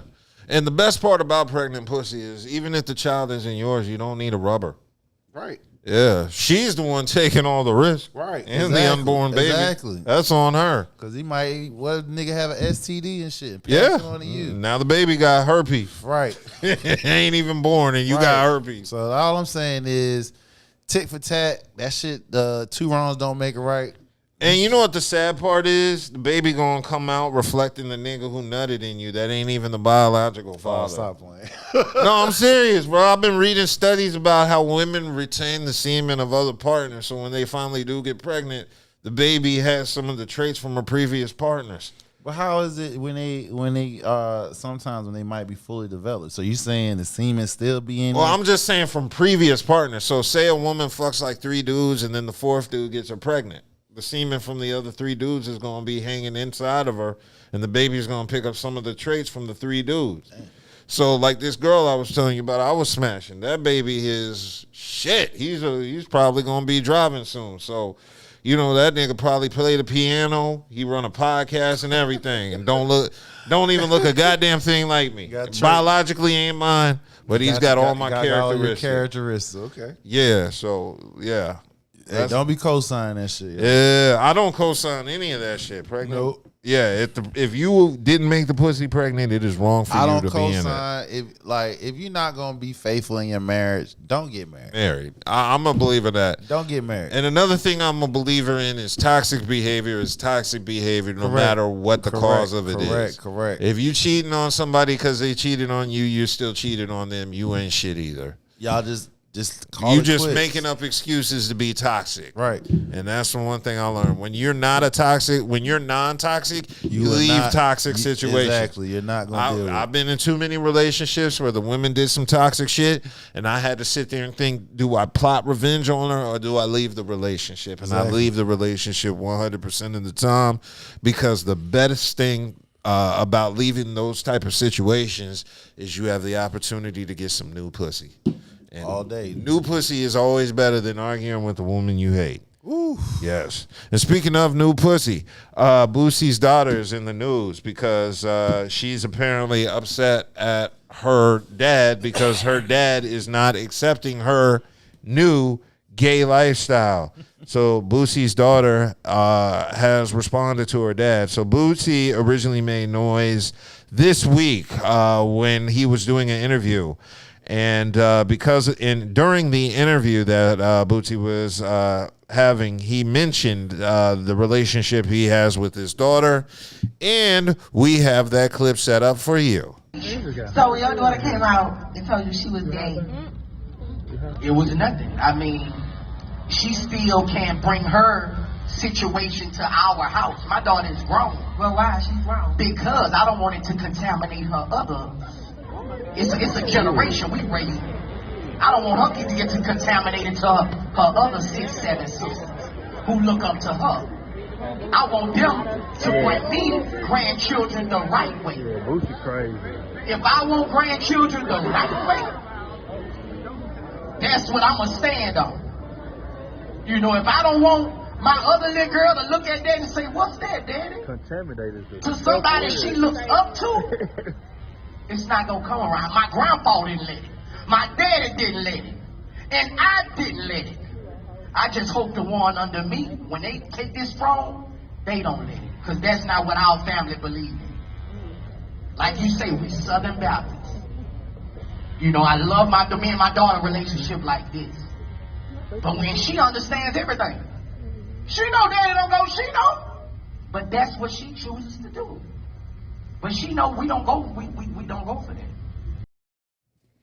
Yeah, so Boosie was okay. So this was a live edition of Carisha Please, Young Miami, ironically, who we were talking about. Yeah, so this happened at Revolt World 2024, the live edition of Young Miami's Carisha Please. I have no problem with what he said. Yeah, he's a man of his house. He's taking care of his house, and he doesn't want her influence to contaminate the rest of the kids. He wanted the rest of the kids to have an innocent life and understand, boy, girl, and everything. Now, once you get grown and you decide you want to live that lifestyle, you can. You are out of my house. So he ain't condemning her for what she doing. You just can't bring that shenanigans around my crib. That's kind of what I was thinking. Like, I don't agree with Boosie's views on homosexuals, but I do agree it's his house, his rules. He said it clearly, Southern Baptist. Yeah. So they don't, if that's his belief, he's telling you. And he's standing on 10 toes standing with his chest poked out. He ain't cutting no corners. He ain't pussyfooting around and shit. So whether you agree with him or not, he's telling you, this is my belief. This is what I was raised up. This is how I raised my kids. Now, because she became an adult and she decided she wanted to live this lifestyle, that is her decision. What's that? Oh, yeah, that is true. I mean, but again, though, the thing about it's a difference when it's women that's not your kids versus somebody that is your kid. Exactly. You feel what I'm saying? So women that's not your kids, if they doing some type of, if it has something to do with a threesome or whatever the case may be, me personally, I don't get off on women. That's just me. I don't care about that. Some men do. So again, it's not hypocritical. He lays the law in his fucking house. He's the man of the house. He's taking care of his household. If these are the rules and regulations in his house, that's what it means. Now, again, he said he loved his daughter. He support her, but she's not allowing that to influence her siblings. Yeah. I was thinking along the same lines. Like I said, I don't agree with Boosie's views, but also at the same time, it is his house, and his daughter is of age. So she is, I believe, over 18. Yeah. She is fully legally able to get her own place. Do her own thing.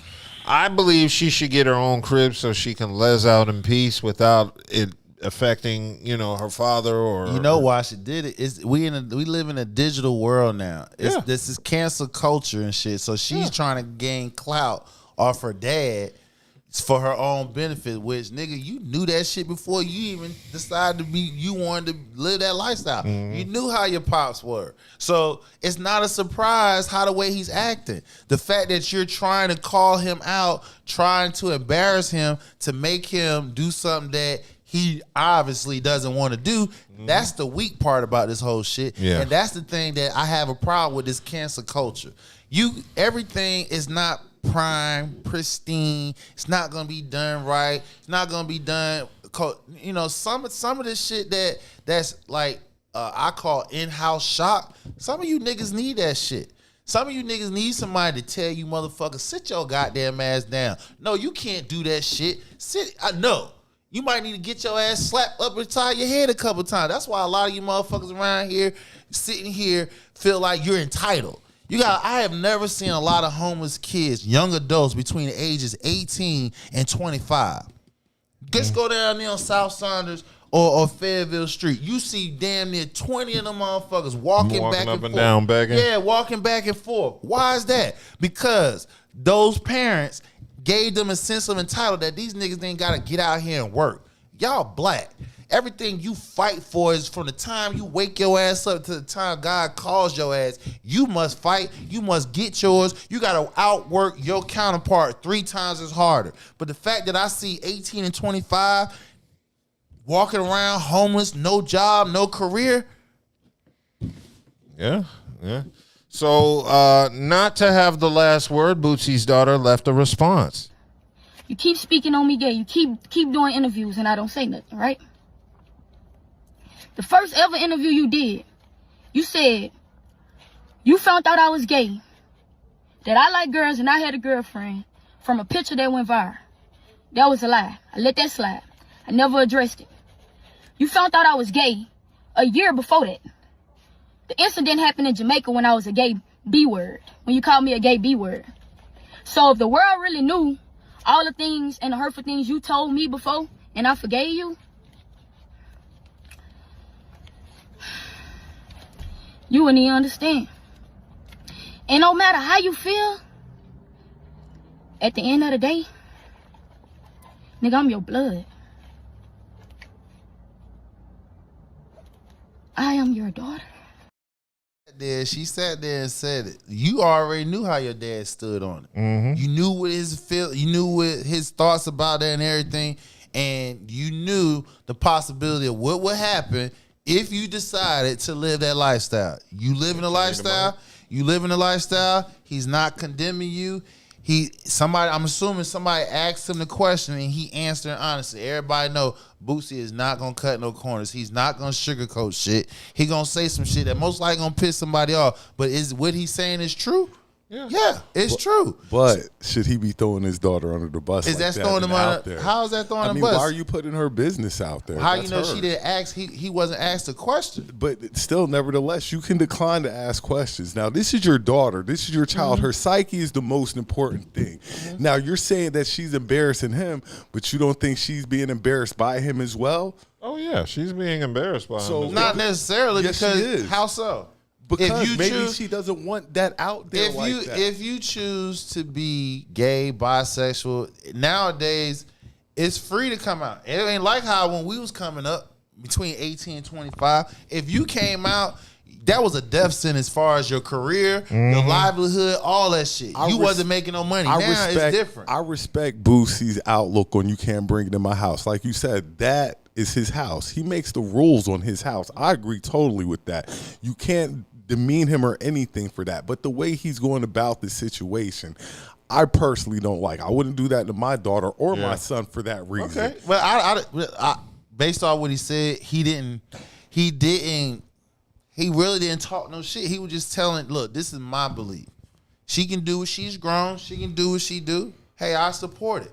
But I'm not allowing that to influence the other children. You feel what I'm saying? Because they need to develop in an innocent mind. It's bad enough everything else around them. You know what I'm saying? You got to answer. You got to double back. You got to make sure, like the incident that he had a few years ago, we was talking about he let his son get his dick sucked. You feel what I'm saying? Why would he have to do that shit? Why would he have to come out and say that and do that shit? And even though motherfuckers didn't disagree, but did he have a point, disagree. How old was his son? I think it was like 14, 15. So his son was a minor. Disagree, because then you're in the wrong for that. In a sense, okay. There's no in a sense. Why your so? son's being sexually assaulted. He's not being sexual assaulted. If your dad's there and he's basically it's sexual assault. Yeah, it's sexual assault, bro. However you want to break. He's a 14-year-old kid. Wait. When the first time you had some pussy? That's never. No. Was That's it not with the a- was it that- with- The That's question, not the question. the question I is, asked you. when? The question I asked I was you. 15. But were my parents anywhere around it? Did my parents kick in on me? Because your getting it? parents Was wouldn't- the girl a because your minor? parents would not agree with it. And at that time when you was coming up, you did not have to worry about accepting somebody who's gay. Nowadays you have it's still to. sexual assault. Hey, However you listen. slice it, This it's is sexual assault. listen. This is the reason why me personally, I don't feel it's sexual assault because 9 times out of 10 he asked his son, and his son was probably cool with it. Now, if you raising your child, listen to what I'm saying. You raise your child the image of yourself. So if Boosie carry himself like that, you don't think his boy's gonna pick up what the fuck he's doing? Yes, he is. So the two red bones kissing, they're going to pick up on that too. Then, I mean, is those red bones his kids? nevertheless, Is they his kids? nevertherless, We're talking about. So let's preaching kind of a no, hypocritical because what you lifestyle. said, no. What we're saying is, as a parent today, you gotta accept LGBTQs. You gotta accept trans in high school. You got to explain that shit to your kids. Like, Dad, what's up with this? You feel what I'm saying? So, outside of talking, right? You gotta be proactive. Make sure that these niggas don't get curious because kids at that time, they're between age 12 and 18. Those are curious years. But listen you're to not what I'm going to saying. stop him from being curious because You're you're right. doing So that. now, if I'm a parent, I can damn near push it to where if he's gonna be curious, it's gonna be on a quote unquote right track. Because a lot of these kids get out here, they sit here and go through a traumatic incident. Like, for instance, they got their heart broken, right? They got let down and whatever the case may be. You know how it was when we came up. If you got played by a girl, you got your heart broken, you cried or whatever, dust your pants off, you go try it again. Go find another one. Nowadays, these motherfuckers go to the same sex. They go to the same sex when they experience a trip. Yes, I know for a fact. I work with a bunch of kids. I know. Yeah, right. I work with a bunch of kids, and I've never had a young man go from going with a young woman to a guy. I've never had that. I've never had that. It's been plenty of women doing that though. Oh yeah, women do. And the percentage of men doing it, especially young, is creeping up. It's not being talked about enough. The fact of the matter is more as our country we have to accept these offset behavior patterns. And as a parent, we got to walk this delicate line. You can't even raise your child the way because before. But if your child wants to do it, you have no say so in it. Right now, if you see a transvestite come into school, you see a boy or a girl dressing the opposite sex than what they are, your child sees that. They gonna ask questions. You as a parent, you got to offset that. Now, Boosie, he's in the streets. So he's not gonna be as pragmatic as normal, quote unquote, normal parents.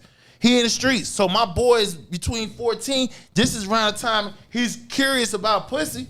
I'm gonna make sure he get a taste of that shit. So the fact of the matter is, if one of those entities I just said, somebody that's a trans boy, especially if a girl come in the boys' bathroom and shit like that, or the opposite way, your child experienced that shit immediately. Ain't nobody condemning that. You can't condemn that. You can't say shit. So the fact that this man sitting here offsetting the shit that you are forced to accept, he's making sure that his loins doesn't go wrong. I have no problem with that. Because again, you have to accept what's considered a normal now. Kids are coming to school being the opposite sex. If your child is a heterosexual, has not experienced yet, or maybe on the experiment side as a parent, especially as a man, your sons, you don't want to see that shit happening. So you're going to do whatever it has to take. You don't give a fuck about what the people say on the outside of your goddamn house because them not the ones that got to raise your kid. But see, this is the thing. I'm not living for what anybody else thinks. For me, and I told this to my dad. He was like, how would you feel if your child was gay? I don't care. I could care less. The only thing I care about is him being healthy. I don't care about what you do sexually and stuff like that. That's not my business.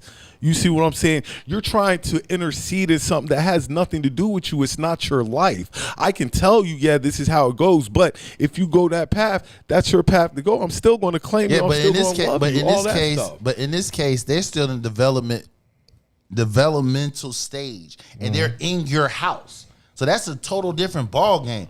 You don't get to make that choice. And like I said, I agree with them there. But once they're out of the house, you can't do whatever they do is what they do.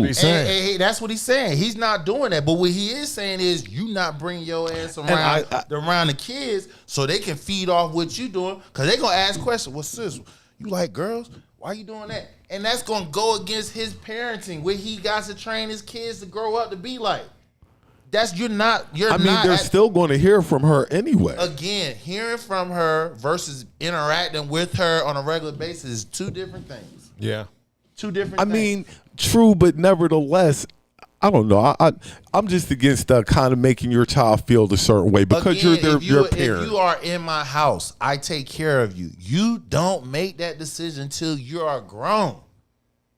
Because then it's a lifestyle that you got to pay financially, as well as mentally, as well as physically. As a parent, I'm already taking care of the financial part. And I got to nurture your mental as well as your physical until you're able to get out there and make that subconscious decision on your own. Because once you make that, you got to be able to take that line of heat that comes with that shit. In some circles, a lot of circles, that shit ain't acceptable. Even though the laws protect them for them to be that way openly.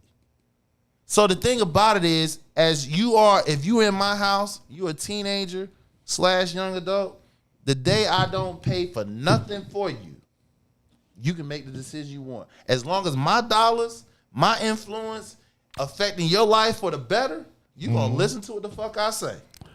Like I said, I agree with him on the house thing, but I wish him and his daughter could work something out where they could get. I don't think that's going to happen. I would hope so, but that's just the parent in me. Yeah, I want every parent to have a great relationship with their child, regardless of what their child is doing or going through. As long as it's not hurting anybody else or killing anybody. It's, growing up is a tough time. We've all been there. Growing up is a tough time, like you say, experimentation, stuff like that, and just as a child to think like my parents wouldn't stand behind something I chose to do, would kind of be painful because, like you say, your parents support everything you do. Correct. But, and those decision makings is not, you can't make those decisions and take them lightly because, like I said, this generation's from what I've experienced, for what I've encountered, this happened more on the women's side, and it's starting to catch up on the men's side as well. When they go through bad breakups and they don't know how to manage that and recover from that, especially if it's somebody who's living that lifestyle, they'll take a chance on them because that's a quote unquote weak state of mind that they're in because they was let down by the opposite sex. Here go the same sex. I mean, but for me, I never thought, regardless of how many times a girl broke up with me when I was younger, I never thought I'm gonna go try this dude over here. That never crossed my mind. The key to that is you never had that opportunity for that even creep in your fucking head. No, that's the opportunity was there, but the thought never came up. Yeah, but what I'm saying is, you have been taught to hey, nigga, you fall, you get up and brush your pants off and try it again. Exactly. A lot of these kids is not raised like that. They're not raised to withstand adversity. Usually adversity hits them, they crumble. That's why you got this cancel culture out here like it is the way they are. You guys should do this the right way. No, nigga. The world was built up before you, me, and the likes of me over 1,000 years. Society has been built this way. Now, it's supposed to evolve every few hundred years. Yes, naturally. But how the way they trying to do things now, like if you yell at a nigga, cancel him. You know what I'm saying? There's no backbone amongst the younger generation, in my opinion. Because when we came up, you ain't had a goddamn option. you better do it. But see, that's why I think the thing is, like, you know, it's nothing wrong with, okay, boom. When I was growing up, my parents weren't my friends. Right. They made it clear, I'm not your friend. I'm not your friend. But when I get older, then we want to transition into friendship. Because you're an adult. Now, my problem with that is, why couldn't we do that earlier? Because in all actuality, I'm your best friend. I'm about to tell you why. In all actuality, I'm your best friend as your child. I'm about to tell you why. Because the simple fact is, as a child, right, you're in training mode. You're in training mode. We ain't friends. You have to learn that it's another form of respecting your parent as well as scare tactic. But why we can't be friends, but you still do that same stuff? As a child, you're still not. Some kids doesn't understand when somebody tells them no. No means no. Some of them still like babies. They still gotta touch that shit and they gotta get burned to fucking realize that shit is hot. So as a parent, you want to set the tone immediately. We ain't friends, nigga. I'm your parent. I love you. I'll support you. I'll do whatever it is that needs to do for you. I will go to war for your ass. But you gonna listen to what the fuck I tell you to do. And once your ass get grown and you gain the experience to make decisions and I ain't gotta take care of you financially, physically, mentally, do your thing. It's a difference. I just think that's where a lot of relationships between parent and child went kind of awry because but that's my personal thought. I think that's kind of where it went awry. They are your friends. They're your best friends. Yeah, but you gotta have your boundaries. very best friend. Your best friend is your wife or your wife. But nevertheless, your wife can leave you. I always tell people that blood stuff. And 9 times the kid going with the mom. When people always talk about, you know, the wife and stuff, how you got to put her before your mom, I'm always like, yeah, if I was married, I'd love my wife. But see, there's a hierarchy and a bloodline in my family. And my mom is the top of that bloodline, regardless of who likes it or not. Then the kids fall into my bloodline. My wife was never in the bloodline. So I'm always going to be I'm always going to differ to the people that have my blood running through them. That's how I look at things. The wife is always expendable. Not to say it like that because, you know, most people want their marriages to work forever, but we know that marriages don't work and the wife does become expendable, but you still got the kid that has your blood. Correct. So, but I'm sorry. I mean, like I said, you know, my thing, you have to create a healthy boundary. Like, we ain't friends. I'm your parent. Mm-hmm. I love you. I support you. I will kill a motherfucker over your ass. You feel what I'm saying? But when I say how high, when I say jump, you supposed to say how high in a respectful, loving manner, not in an abusive, get the fuck out of here, that type of shit. You know what I'm saying? You can be a firm parent. Have that, because see, the difference is what you're doing is you train your child. There's levels to this shit. You can't go and collect $200 if you ain't take your ass around the board. And that's what's happening with kids today. They don't take their ass around the board. They go past that shit, skip, go past, and they collecting their money, and that's what they expect. Where us, we learn to grind. We learn to be patient. We learn to wait. When we get to that certain level, we get that shit by being consistent. Nowadays, these niggas don't want to wait. But they don't want to work for that shit. The whole point is, you know, first of all, society has become a lot softer. But the second thing is, as a parent, you kind of do want to make life a little bit easier for your child. I make it easy for you by, hey, this is training right here. I'm training you. So when I give you the tough talk, when I give you the shock value in the house, I'm preparing you so when you go out in these streets, hey, my daddy done told me this. I already know what it is. Because when you pussyfoot in your fucking house, they ain't pussyfooting with their ass when they get out in the streets. Because you know why? Every type of answer they want, if you sit here bullshit and not being real with them, somebody gonna tell them. Only difference is the ones that's telling them gonna tell them some bullshit. At least you have a chance to form and shape that vision for them. So when they do get out here and motherfuckers do start talking, nah. Pop's mom already schooled me on that shit. And even let's just play devil's advocate for a minute. Let's just say these niggas like they hard-headed. They still gonna want to see it for themselves. Cause you know plenty of them would. Fine, let them do that. But they cannot say They didn't know. Oh, but they need to see it for themselves. I can't show it to you. I can tell you. Though, but it's different though when you got knowledge firsthand, and either you gonna listen to the knowledge and don't even try to see. Let me see. Let me ask you a question, both of y'all. Being that, how much did you did the touch method? I got to see if it burns, right or wrong. Me. Did you do the touch method, Dove? Nah, not me, because I wasn't considered. I didn't become a risk taker until early in my adult life. I was a conservative.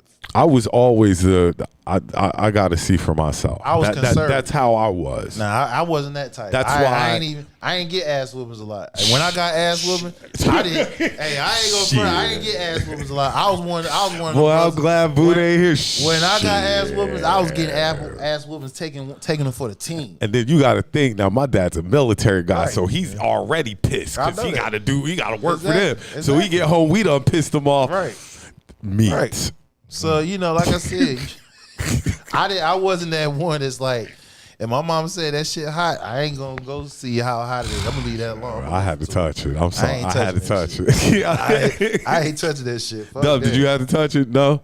Mm-mm. Yeah, I had to touch it. That's why I guess I am the way I am now. I've learned from going through it, not because my parents told me no, don't do. I had to learn personally. So okay. Mm-hmm.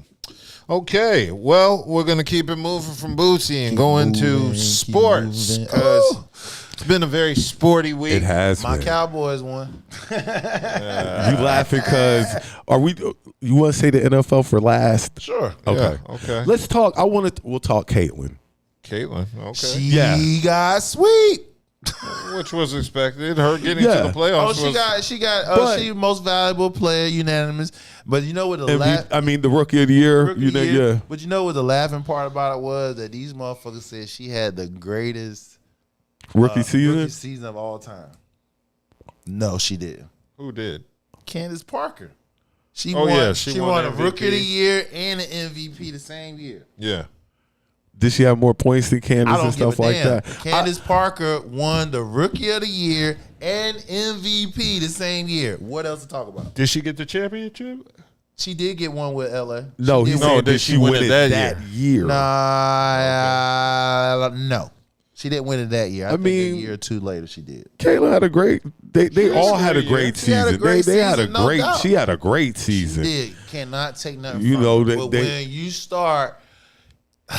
When you start trying to, she had a great season. But when you trying to say these new fans be like, oh, they have a hard time because Asia Wilson was the unanimous decision for most valuable player. I don't think that.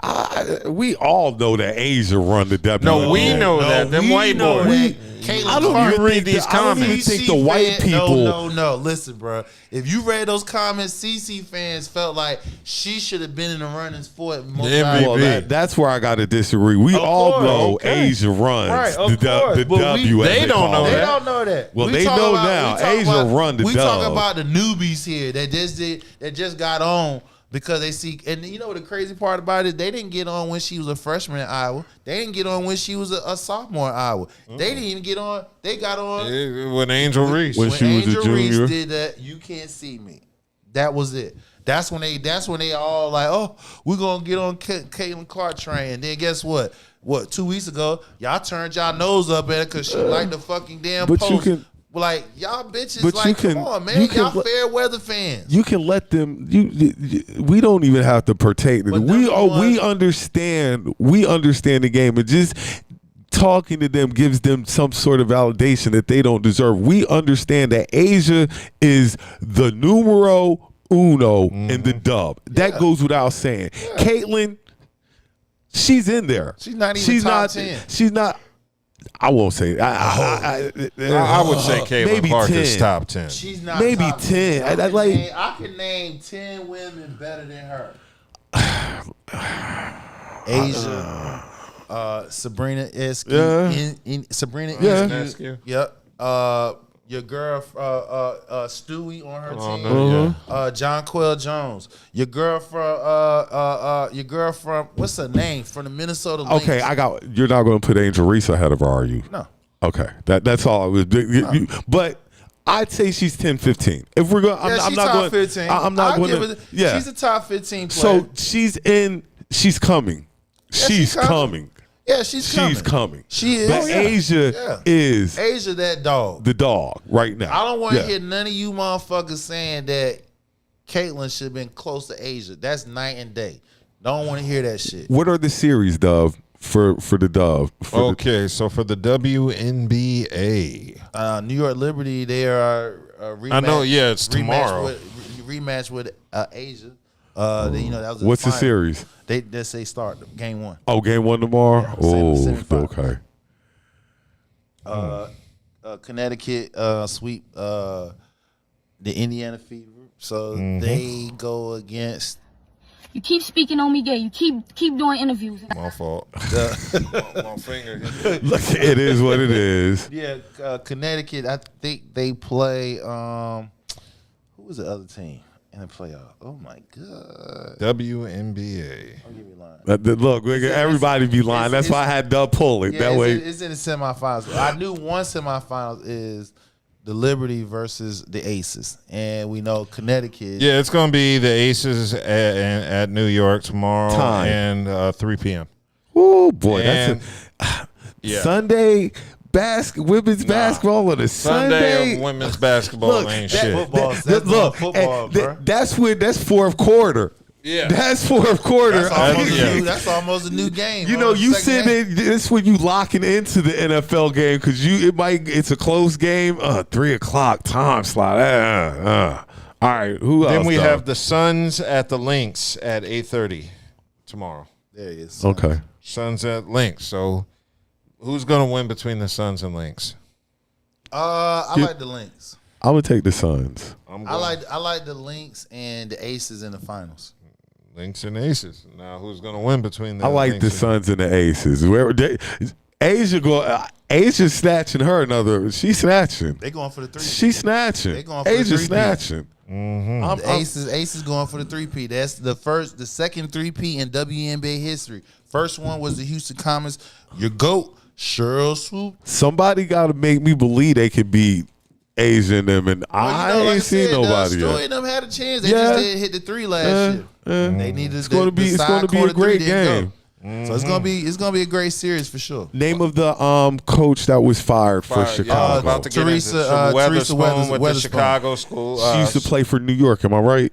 She Spoon played. She played for a few teams. Yeah, Spoon. New York Okay. was one of them. Yeah, so for those unaware, the Chicago Sky have fired head coach Teresa Weatherspoon after only one season. Trash. Which I thought was pretty whack. Trash. I think every coach deserves a second season. At least 3 years. It's trash. Yeah, That's a trash. Assuming the fire. first year wasn't a total disaster. And then not only that, you just have to imagine all the stuff that this woman has to go through because Angel Reese on the team as well. Yeah. You see what I'm saying? She's caught up in a storm of stuff going on. Yeah. But I think it was trash they fired her after I the think first so year. too. I thought it was whack, and Angel Reese is very upset about it. She said she was very heartbroken at the Chicago Sky firing their coach. And Angel Reese was also in the news for some more shit because she was saying, in addition to being upset about her coach getting fired, she was discussing how she's been labeled the bad guy during her season in the WNBA. And I've always been supporting Angel Reese since she stepped into the WNBA. However, I do not agree with her on her complaints because she was basically complaining, saying how she's upset how people have labeled her the bad guy. But in college, she said she was comfortable being the villain. So That's college. She in the pros now. well, she also said this in the pros. You know, my thing is you can't complain about people being mean to you when you've already. Maybe she doesn't want that. I mean, she had no choice but accept it, though. I mean, really, Maybe though, she doesn't She want that said that. image, though. I know she said it, but she was already being deemed a villain when she did this. Yeah. You can't see me, and the white folks didn't like that shit, and they ain't like the fact that they were putting body on Caitlyn and all that shit. They didn't like that shit. You know what I'm saying? So it became. I just hope they let the girls play next year. I Well, hope they you keep also- all that foolishness to the side and just let the girls ball. Because who was it that in their series that they talked about that? Not the Indiana series. Who lost? Whoever they lost, the Aces beat. The women was talking about that, and they post comments like, "Yo, they come to work to play basketball. Yeah, they just got let the enough girls with ball. the outside world with all the political vitriol and all that stuff. And when they come to court, they want to play free. They don't want to hear people berating them and all that other shit because of their gender. Well, I because mean, of you skin. get the normal.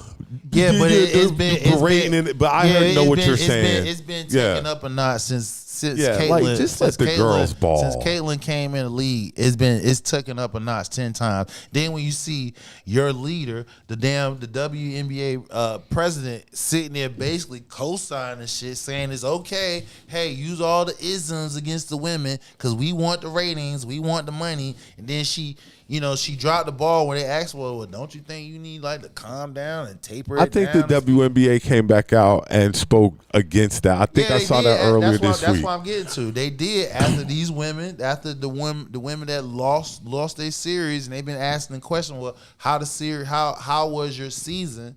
And they're giving their experience about how the basically the fans is treating them. Like they say, it's the NBA when probably 30 years ago when the NBA got rolling with Magic and Bird and stuff like that, because then you have more fans there, and then you're going to have more people spouting these hideous things at you because, but like you say, we trying to get the ratings and we trying to get people in the building, but just let the girls ball. Right. Just let them ball. But the fact that they had to come out and say something now, she could have did that a few weeks ago when she actually had an interview. She did. She doing it now because all her players are speaking out about it. And she didn't. Yo, they can vote her ass out. Yeah. So it looks like, another thing Angel Reese said was that the WNBA has not done enough to condemn the issues of racism that have been going on. She's telling the truth. So it looks like the WNBA on Wednesday condemned all racist, derogatory, or threatening comments that have been directed towards players after Connecticut Sun All-Star Alyssa Thomas called out racial comments from the Indiana Fever fan base following the Suns' defeat of them. Yeah. So, but I mean, the guys get it too. Like, you go to Utah. It's totally different. It's not different. No, it's not different. No, it's different for these women this year, because remember, we got millions of new eyes on this, and most of them come from Caitlin Clarkson. But nevertheless, you're still getting the same. You're still getting the same vitriol spewed at you, regardless. But she specifically pointed out. She said Indiana fans, which is true. Yeah, they're the Boston. That's because they don't have. That's because they don't have a team in Utah. Well, okay, you're right. Didn't they used to have a never? Well, they're Utah Jazz, but not. No, I'm talking about the WNBA. Wasn't there the? I don't think the Stars is their hockey. I don't think WNBA ever had a team in Utah, and they don't need one because hell no, they don't. The Jazz probably need to be taken out of Utah the way I hear they be acting out there sometimes. I agree. Age out there. He's the president. So, he trying to fish. Utah is not going to let the only thing they really got go away. Oh no, never that. Nah, they'll never let the Jazz go. But I've heard stories about how they act out in Utah, probably the same way, like you say, they act out in Indiana and stuff like that. Are we still staying on basketball? Yes, we're about to go into the NBA. Oh, the Knicks, boy, they did something. Yes, I don't know how good of it's something they did, but they did something. I don't know now. I mean, if you really look at it, right? Let double happen first. Okay, so for those unaware, there was a big trade this week between the New York Knicks and the Minnesota Timberwolves, and it looks like Minnesota is trading Karl Anthony Towns and I think a draft pick, and in exchange they are getting Julius Randle, DiVincenzo. My bad. I didn't mean to call him DiVincenzo. Yeah, he's getting DiVincenzo, and wasn't there a third team involved in the deal? I didn't see. I didn't see. They got Detroit's protected top 13 first round pick in a deal as well for Towns. Yes. So that's what you probably get. Basically, the way I look at it is you traded one soft-ass player for another soft-ass player. Who's soft? Julius Randle. Really? You think Randle's soft? I think they've been calling him soft for the past. I won't since call he's him been, soft. I wouldn't He's call him soft. cat soft. Randall is erratic. Randall will have a good game and then go about 3 bad games and stuff like that. Like, The problem I see with that is you got a smaller power forward who he got to have the ball in his hand and he shoots like a motherfucker. So the point is, Anthony Edwards gonna have the ball in his hand. what the Knicks did was they got rid of Hardenstein. yeah. They needed a They didn't big. get rid of him. They lost in the free agency. He's not on the Knicks, and they needed a big. And Robinson, he's injured. He's injured. So they needed a center. Yeah. And he's a stretch center because he can not only go in the paint, but he also can step out and shoot a 3.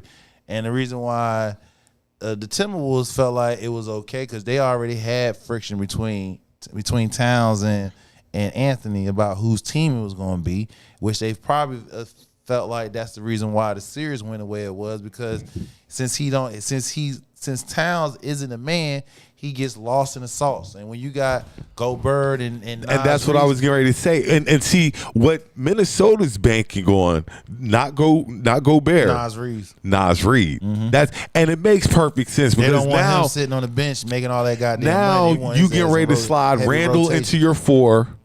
You'll Gobert goes 5. Gobert be your 5. Reed going to be your 6 man, probably 6 man of the year this year, more than likely. Wasn't he And one I last thought year? he won last year. I thought he did. I think so he'll probably be 6 man of the year again. But He just get more minutes. But for me, like Minnesota, like you set up a great lineup now. I mean, but we all know that Gobert was getting his ass torched. I thought Gobert was going to leave before Cat. Exactly. Yeah, that's because cool. The fact of the matter is, every time, especially the last 2 playoffs, they've been cooking his ass, and he's supposed to be defensive player of the year, and he getting cooked like that. Damn, True. Luka's sitting here fucking playing with his food. And see, another thing you don't have to contend with Minnesota is watching this nigga shoot 3s all fucking game. Who that? Cat.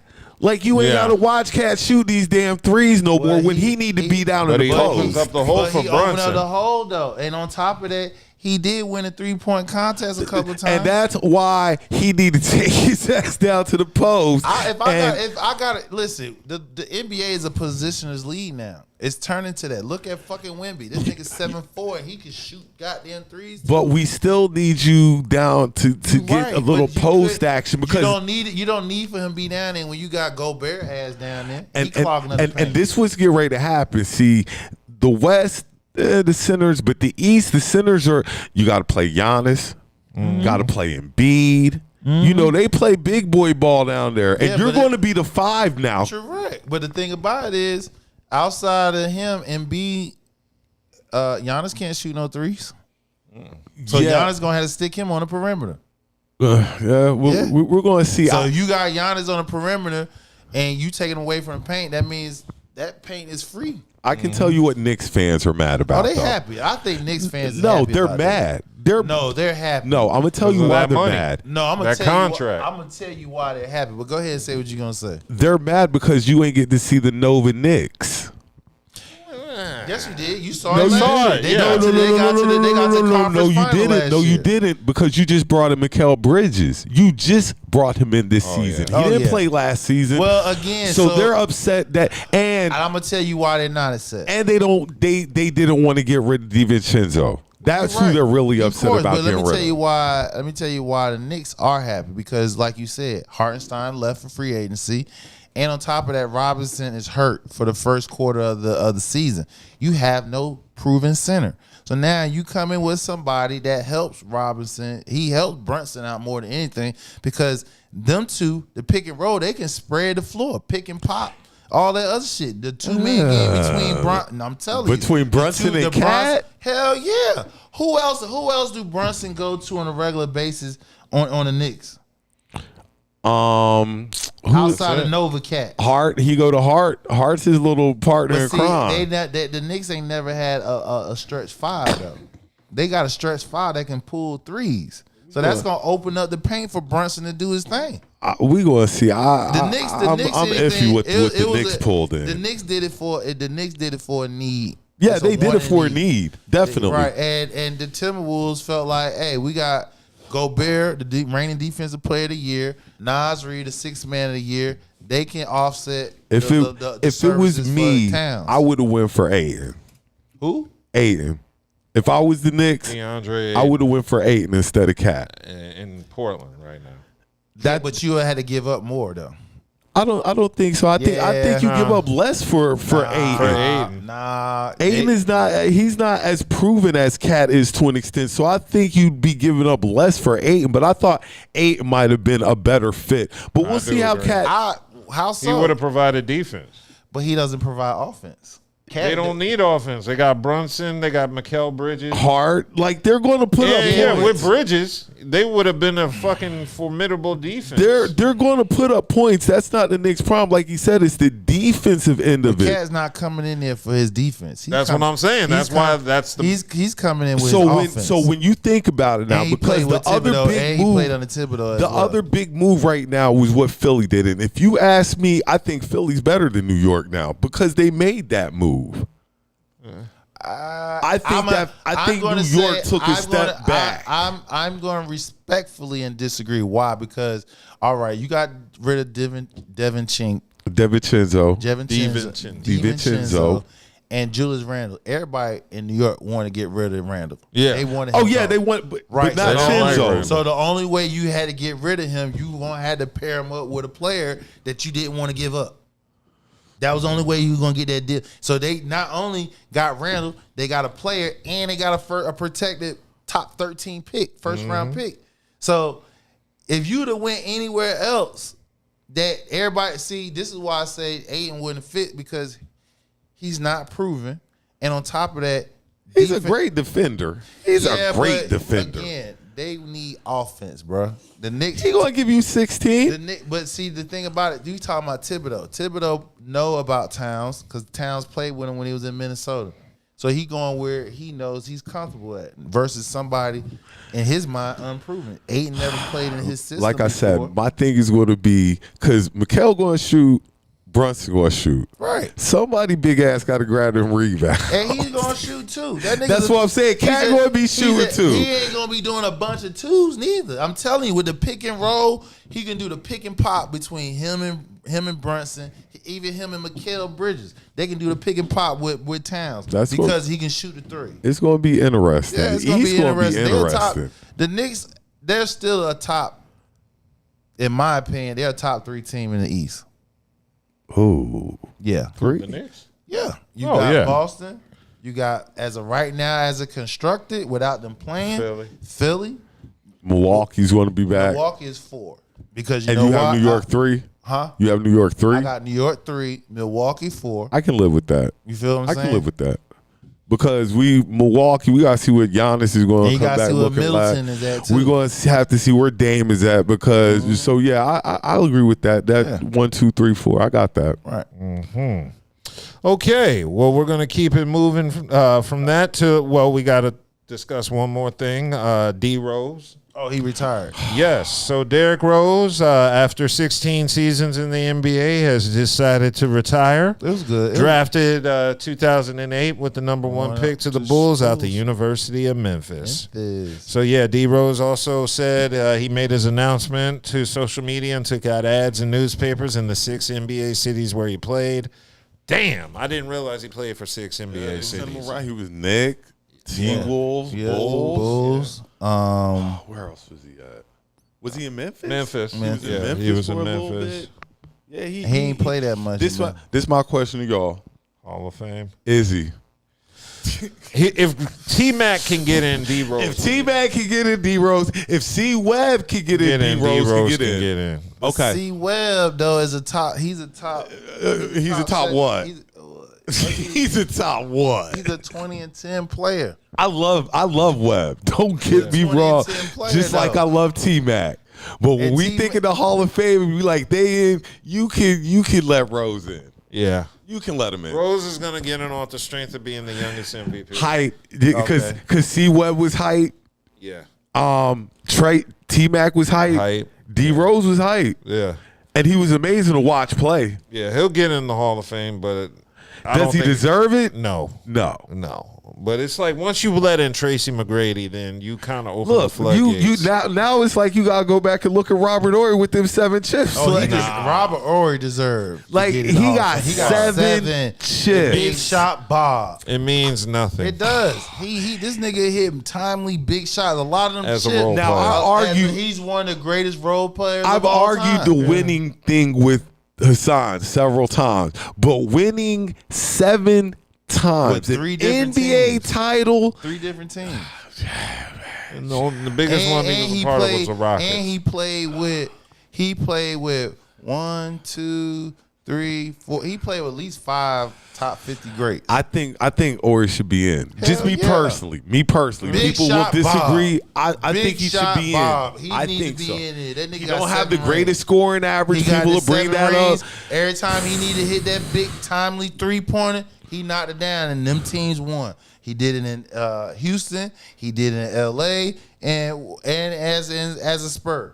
He did it in Houston? Yeah, that's his first chip. I know. He was a rookie. Right. And I know he was an integral part. I just don't remember Yeah, him he did it with a dream. being a in killer. But off of back to D-Rose, he was an amazing talent until he got hurt. Until he got the injury. Until he got hurt. Injuries screwed him up. We see that it's the AI thing. AI was amazing until he got hurt, and then he just Actually, lost AI, that it step. wasn't until he got hurt. AI did not want to make the changes. He wanted to play his game his way. He wanted to play right. He did not want to come off the bench. None of that shit. So And see- he did not want to adapt. And what I don't want to see, because we see the small, is Ja comes to mind. He's the first guy that comes to mind. Well, he coming back this year from an injury, so he got something to prove. So I hope he's added more to his game instead of just trying to, not saying that's all he does, can't but do athleticism. yeah, your like whole you, career. have to you got eventually to start develop reaching skills. on your skills now. The athleticism, cool, but reach into that bag now. And that's the reason why the European players are seen to be. Because they're in their bag. Yeah, because the Euros be in their bag. The basketball IQ, a lot of them, they've been playing since professional since teenagers, and they don't have that athleticism. So they got to. So you gotta think the game a little more. Yeah. The skill set. Look at Luka. Luka's a perfect example. That boy probably couldn't jump over. He got no athleticism. He got Not a soft thing. body tissue. That's why that nigga stay hurt. As soon as his bitch ass get in the weight room and put some muscle on, he'll be a boy, he gonna be hard to stop. He's gonna be hard to stop because he can put a body on somebody. But right now, he's like the Pillsbury. But boy. his IQ of the game is crazy. Phenomenal. Yeah. Crazy IQ. And he can shoot. And he can shoot, but like as I said, that boy put on some weight, like some muscle. If he get in the gym, he gonna be a beast. He gonna be scary. Okay. Let's y'all want to talk about NCAA football? Yes. Gotta bust it today. Upset. Who got upset? Motherfucking Alabama upset. That's not Georgia. an upset. That was an upset? I don't see that as an upset. But They had a 42 game win. I think a 24 or 42 game win streak. nah, see, upset is Northern Illinois when they beat Notre Dame. This is just a high profile game where these are two legendary teams and one team just happened to lose. But They you had got to fight back. you got one of them has a first year coach. DeBoe's first year coach in Alabama and the SEC. But it's Alabama. It doesn't matter. He's still coaching at Alabama. It don't matter. He coaching behind a legend. You're still at Alabama, so he definitely has pressure on him. Exactly. But he lived up to it today. He did. Because before I left, they was beating the shit out of Georgia. They were. Georgia was just scored and made it 30-15. In the first quarter, Georgia looked like Trey on Boys in the Hood fighting the air, just fighting to stay alive because Alabama was all over them. All right, well, we do got a true upset. They came back. Well, because they lost 41. Alabama beat Georgia 41-34. Georgia dug too deep of a hole. Yeah. Penn State beat number 9. Penn State beat number 19 Illinois 21-7. Then you got Oh shit! You got Arizona is up on number 10. Utah 16-3 with 12:32 left in the fourth quarter. Number 8 Oregon is up 28-10 10 UCLA on UCLA with 10 minutes left in the third quarter. Fourth quarter with 9 minutes left in the game. You got number 25 Boise State up 38-17. What was the Colorado score? 40. Oh, hold on. Yeah, the Dion win. Yeah, they won. They blew them out. It was like 40. What's the record now? 4-1, 3-1, 4-1, 3-1. Now, I'm gonna say my game that I enjoyed watching was. I ain't mean to cut you. Yeah. One more actually is an upset. Yeah. And this one was Kentucky beat Ole Miss. Beat Ole Miss 20-17. And I'm gonna tell you why Ole Miss was on. They had a chance. I'm gonna tell you why I'm so excited about that in a second. Go ahead, Dove. Oh, what I was just gonna mention was the game I enjoyed watching was that Fail Mary between Virginia Tech and Miami. I was going to bring that one up too. I loved it. Hey, listen.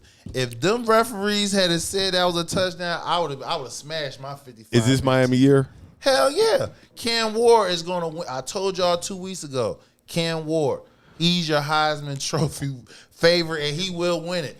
He's not the favorite. What? He is the favorite. No, Travis Hunter's the favorite. No, sir. If you look at the booking right now, Cam Ward is the number 1 favorite. Travis Hunter, Hunter going to win he's going to win the Heisman. I'm going to tell you why he's not. I'm going to tell you why he is. I'm going to tell you why he's not. Go ahead. This is the reason why he's not going to win it, because he's going to split with Shedeur Sanders.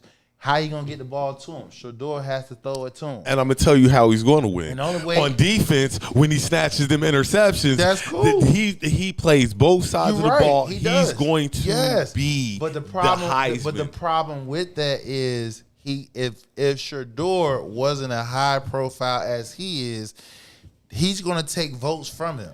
You telling me that a kid that plays 85% of the snaps in the whole game? Yep. Nah. Let me tell you why. Travis because wasn't listen Heisman. though, Heisman Trophy, right? Does it not? Is a quarterback's win? But we've seen we've had Rocket. We've had other positions. And listen, when Rocket won it, right? That quarterback wasn't as well known as he is. Yeah, but Rocket was doing everything though. He was wide receiver, kick returner, all that. Just gave you a Travis Hunter's going to win because he plays both sides of the ball. I just gave you a clear. When I said when you brought up Rocket Ishmael, who was the quarterback throwing it to him? They don't care. Thank you. That's the point. Rocket Ishmael, wasn't it? Notre Dame. Okay. You're thinking college, huh? Yeah. And then on top of that, who else? Two-way player. Your boy that Wolverine. Woodson. Woodson. Who was the quarterback that threw it to him? No one remembers. Thank you. But that's what I'm talking about. But hold on. Woodson was more corner. He was two-way, but he played more corner. You're right, but he won it. Hunter plays both all the time. Well, listen to what I'm saying, though. The year Woodson won it, he played both sides of the ball. I believe.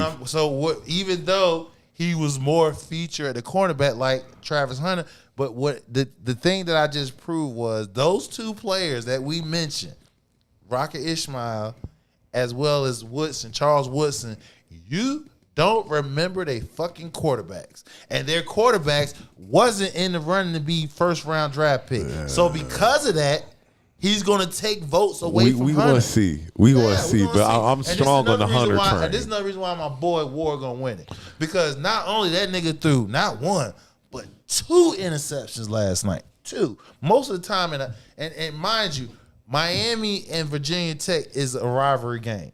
They've been rivalry games all the way back in the Big East, even when Michael Vick was there and shit like that. So this goes all the way back before they got in the ACC.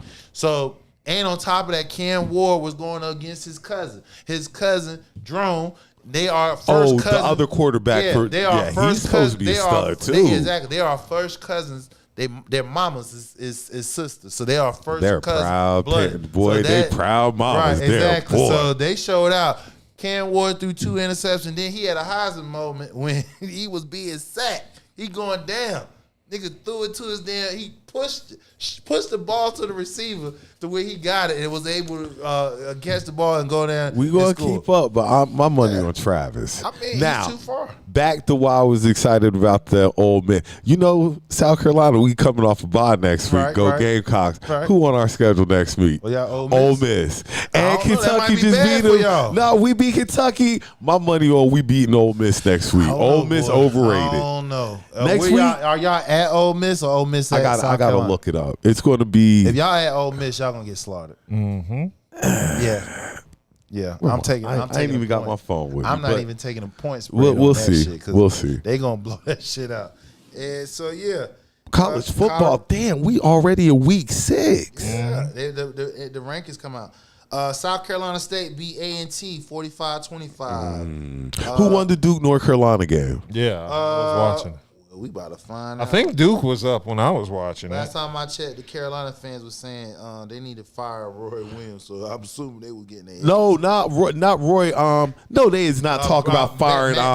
Mac Brown. They were Sorry. praising Mac Brown 2 years ago. They ain't talk. Look, I fuck with some. I know. Did you say Roy Williams? I made a mistake. he made a mistake. Yeah, Mac Brown. They want to Yeah, fire Mac Brown. Yeah, after that game, they got their ass whooped. Right, but see, last week. yeah, I fuck with true Carolina fans. They want his ass gone like today. So we got Oklahoma beat Auburn 27-21. That was a good game. Texas A&M 21-17 over Arkansas. Number 1 Texas, Archie Manning 35-13 over Mississippi State. Did you see the game? The Texas game? Nah. This is my question. Well, if you ain't see it, Arch had a good game. Yeah, I mean, numbers wise, I seen. Yeah, He had a great game. Yeah. Now, Texas star quarterback. Ewan.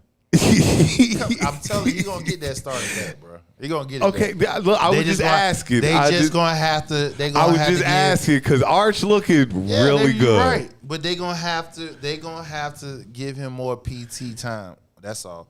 But the fact that and he probably have an understanding, like, hey.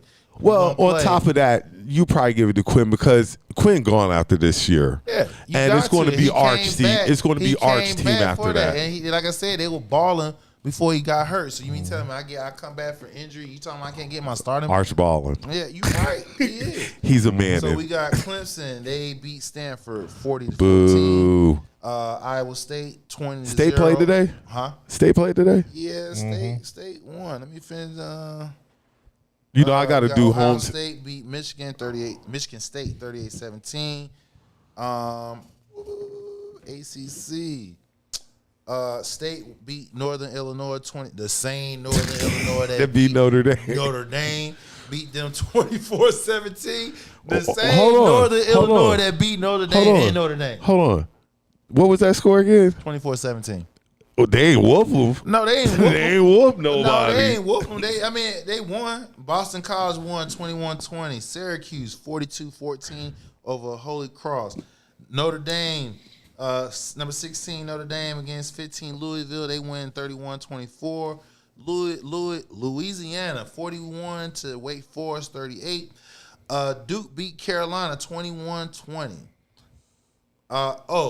This is gonna be a hot coaching vacancy. I can see Dion going to Florida State because your boy. Did not lose. Yeah, they lost. No, they did not. Got blown out by Florida SMU. State did not lose today. 42-16.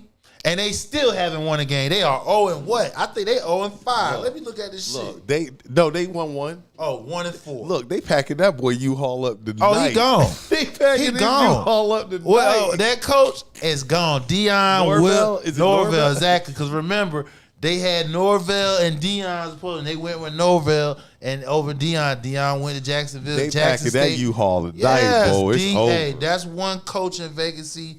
Link Dion name to next year down at Florida And like State. I said, it's amazing that DJ has ruined 2 programs basically in his time in the NCAA. I'm talking about the quarterback for Florida State, DJ. I can't pronounce it. Uncle Yeah, he was at Clemson. Yep.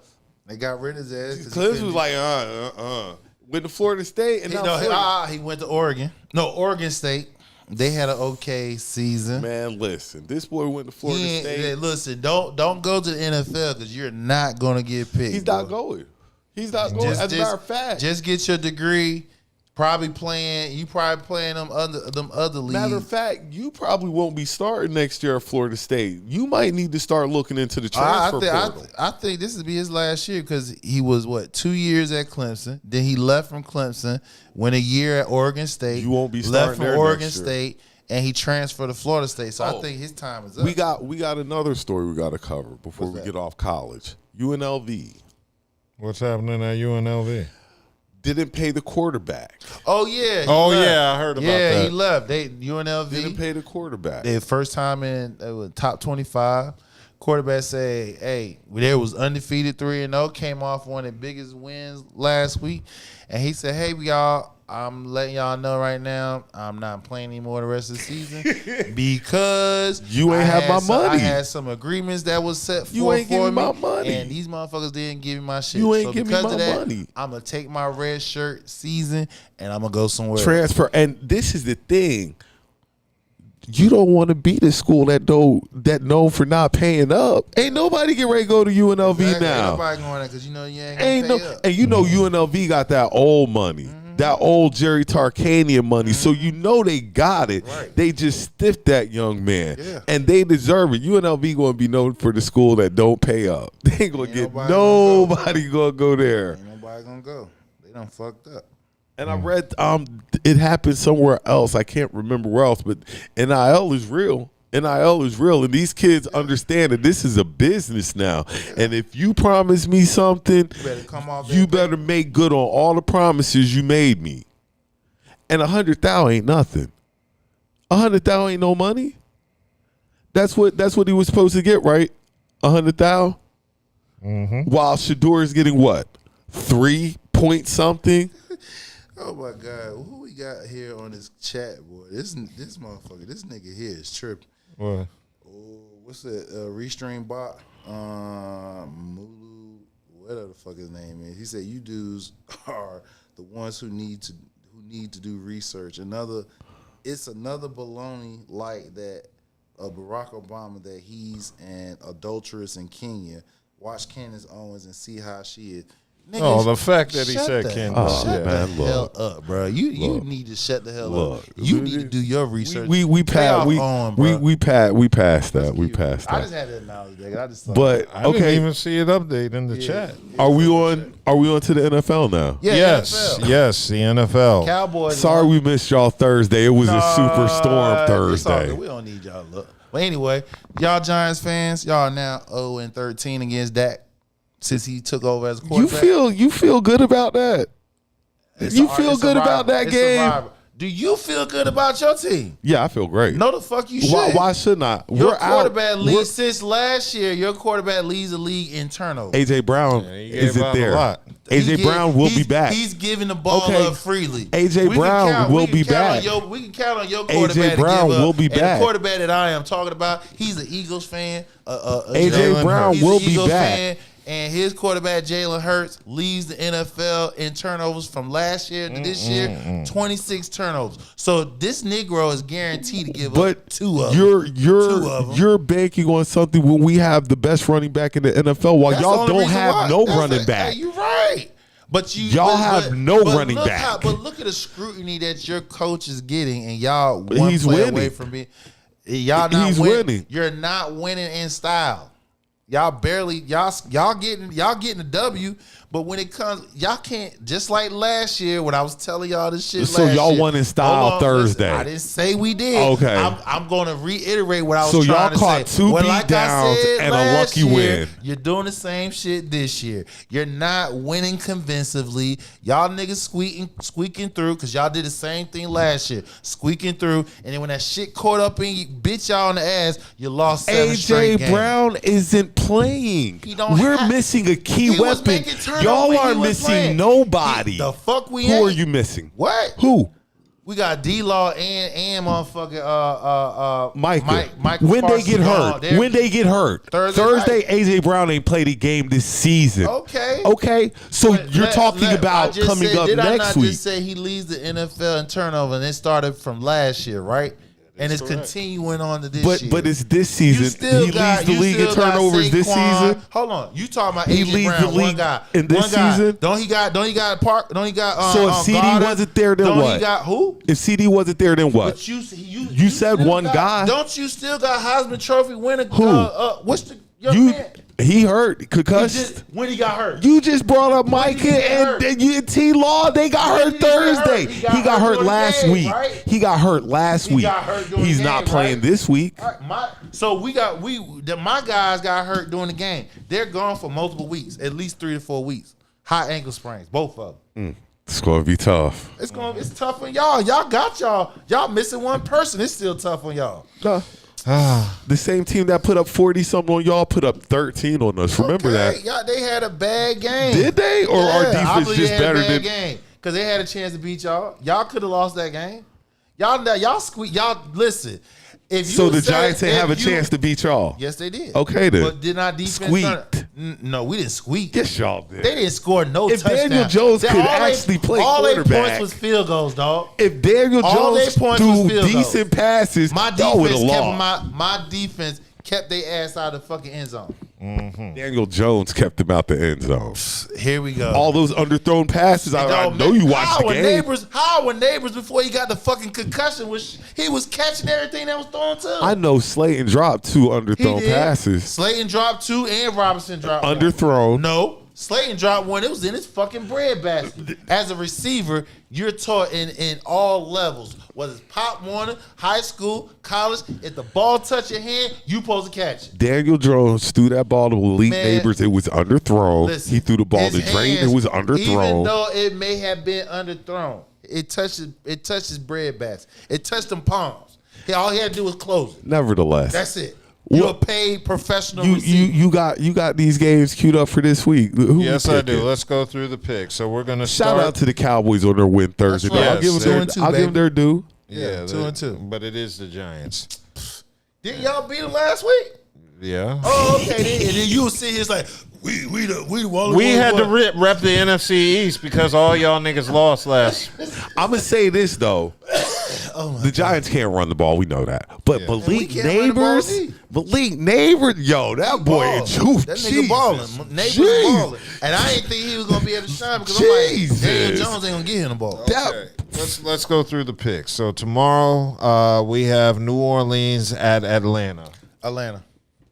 Where are they playing? They playing at At Atlanta. Atlanta. Atlanta. So it's the Saints at the Falcons in Atlanta. Atlanta lost 2 close games they could have won. I think the Saints can beat them. Give me the Saints. I like Give I'm me the taking the Saints. Look, now I can take upsets because there's been a lot of upsets this Yeah. year, so it's time to start picking them. Okay. I like Atlanta. I'm going with the Saints. I'm going so, Saints. Game 2, we have the Rams at the Bears in Chicago. Give me the Bears. No, I'm gonna go with I'm going with the Rams. I'm going with the Rams. 'Cause the Are Bears. Quarterback play. Puka back or No, Cup? Nope. But quarterback play. Yeah.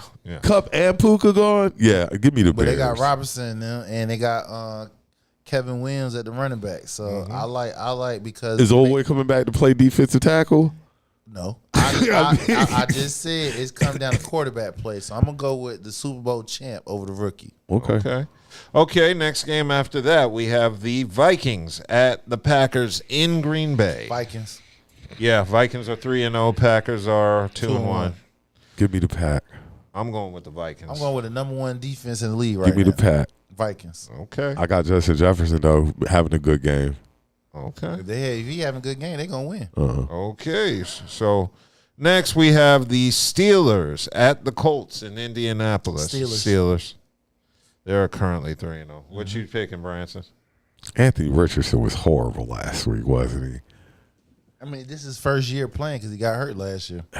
So he's still learning. Something to remember. Give me the Colts. Colts it Give me is. the Colts. Ooh, He want to be different. No, Yeah, he won't no, be I'm gonna tell different. you why. Because this is Justin game right here. If Justin pulled this game off, Russell ain't seeing the field no more. Listen, see what people not understanding. Russell was never going to see the field. I think he is. No, I'm gonna tell you why he's not. Because it was always planned for Justin to get to the field. Oh yeah, because the simple fact they got Russell on a cheap deal. It didn't really cost them nothing to get him. So to have him as a veteran quarterback as backup, it was cool. This was all for Justin Fields to lose, and so far he's doing his thing. Russell is not coming back until Justin Fields just have 1 or 2 bad games where it's just like you ain't got no choice. But as of right now, he's never gonna see that field. This is Justin Fields to lose. He's playing for a contract. Yep. Okay. Well, next week they got the Cowboys. I'm taking Justin Fields' bite. Like, if he wins this game, he's there. He's going to be the starter quarterback the rest of the season. But I believe if he loses this game and possibly loses next week to the Cowboys, that opens the door for Russ. I still don't. As long as he doesn't turn over the ball, and as long as it's not on him, the reason why they lose, as long as he continue to show command of the offense and continue to grow, I think he's in there. Again, the reason why is they're not. This is Wilson's last stand. Oh yeah, this is definitely his last stand. He's gone after this year. This is for Justin Fields for his future contract. He's playing for it right now. So they're putting all the belief in him to do this thing. Okay. So after the which one? Oh, yeah, Pittsburgh, Indianapolis game. We are going to be looking at Denver at the Jets in New York. Jets. Yeah, I got to give it to the Jets. The Jets cannot lose in New York. Okay, so next we have the Eagles. Go at Birds. The Bucks in Tampa Bay. Go Birds. Go Bucks. Yo, Jalen plays like he played last week. Go Bucks. The Bucks got it. And the only reason why Hold on. only reason why I say y'all jumping on Jalen. He had that one interception where Devontae should have cut in front of the dude. That then the end of the game interception that don't count. Like he was trying, but the fumble was his fault. The fumble was his fault, but that first interception wasn't his. He threw for 300+ yards last week. What were y'all watching? We were watching. Okay. Yeah. And then Nick Sirianni, it's not like the coach wasn't leaving points on the board. Yeah. Okay, go ahead. Okay, so then after that game, we're going to have the Bengals at the Panthers in Carolina. I'm thinking the Panthers if Andy Dalton's going to be in there. I don't see Bengals losing this one. They would make. What's the record? What's the Bengals record? 0-3. They're not losing. They're not going 0-3. Yeah, I feel like that, especially after my squad punished them. Yeah, they're not doing. Give me the Panthers. Give me the Panthers. Give me that 0-3. Give me the Panthers. Bengals. They get that first win. The Panthers got the better record. Give me the Panthers. As funny as that sounds. Okay, next final 1 p.m. game is going to be the Jaguars at the Texans. Yeah, Texans. That boy got all that money playing like trash. Okay, and now we have the 4 p.m. game, which is going to be my Commanders at the Cardinals. And Arizona. Okay, we're going to be choosing the Commanders. I'm going to take the Cardinals. I'm going to take the Commanders. I'm going to Cardinals. Listen, man, I'm telling you, Murray, they playing in Arizona. Murray, bro. Book it. Looking at Murray's like watching Bryce Young play. Like, you don't see him until he comes from out the pocket. He's so tall. Yep. Okay, and then after that game, we have the Patriots versus the 49ers in San Francisco. Niners. Both are 1-2. Niners. The Patriots. The Patriots they've been playing great ball. I ain't gonna stunt. They've been playing great ball. They had 2 games, the Seattle game, and what's the other game before the? They had those 2 games they lost. They could have won those games. They came down and lost. But I'll take 49ers only due to the fact because defense. 49ers got better defense. You went all the way around there to still pick the Niners. It's because the Patriots. The Patriots has been playing good ball. I ain't even gonna stunt. There was 1 or 2 plays for being 3-0. Okay, that's the Pittsburgh situation in reverse. Jacoby Brissett, we trying to get you to the bench as quick as possible so we get Drake May out here. Well, if you really look at it, especially the last game, he got sacked like a motherfucker. Who, Jacoby? Yeah, they could not. But that's what I'm saying. We trying to get Drake May out here. Drake May out there taking them punishments like that yet. They let him sit until probably like halfway through the season. Then they put his ass in. They're not doing that. No. They don't want that white boy. They just waiting for Drake May. That's all. Yeah. Yeah. Okay. So after that game, we have the Browns versus the Raiders in Vegas. Both are 1 and 2. Browns. Yeah, I'm gonna go with the Browns. I'm gonna go with the Raiders. We got we got Monday night. Well, we got a couple more. But after that, we have the Chiefs versus the Chargers. And Chiefs. Yeah, Chiefs are 3-0. I think they're going to be. They out. They 4-0. without Derwin James. Their safety, and Herbert has the badly sprained ankle. Chiefs. Okay, and the night game for tomorrow is going to be the Bills at the Ravens in Baltimore. Ravens. Now, keep in mind, Buffalo is 3-0. Give me Buffalo. I'm going with Ravens. Let's go Buffalo. They're going to get that I'm telling you, this boy, Josh Allen, is on a mission since they said he was the most overrated player in the NFL. Until you beat those Chiefs. Yeah. They haven't ran into him yet. He had him the past 2 playoffs. I'm talking about this season. This boy's on a mission. This is why I say, how many times you guys see this damn show before you realize this boy's on a mission. Shit. He's 0-2 against their ass in the playoffs, and 2 times he had them at home. I'm running with Buffalo. I'm running with Buffalo. I'm going with them then. And Lamar, we trust. Okay. Who you got? I'm stuck because I want to say the Bills because of the record, but I know Baltimore is hungry, so I'm gonna go. Baltimore definitely going to be hungry. At Baltimore too. Yeah. So Derrick Henry, he gonna pound their ass. I think Baltimore's gonna get the upset. Okay, now we're gonna get into Monday Night Football. Is this gonna be throughout the season where there are 2 games on? It's 2 games They only again? gonna do it for like about three weeks. Oh, it's 2 games again? That's dope. They used to start it. They used to do it at the beginning. Yeah, it of was the the first game of the Now season. they done switch it up. Yeah, so they so- gonna do it for like about a month. Because they done threw them games in, because they threw that game in Brazil and stuff like that. That's what it was. Okay, so tomorrow at 7:30, you're gonna have the Titans at the Dolphins in I like the Titans. in Miami. Who's the Titans at quarterback the for the Dolphins? Dolphins? Skyler? Huntley. Hunt?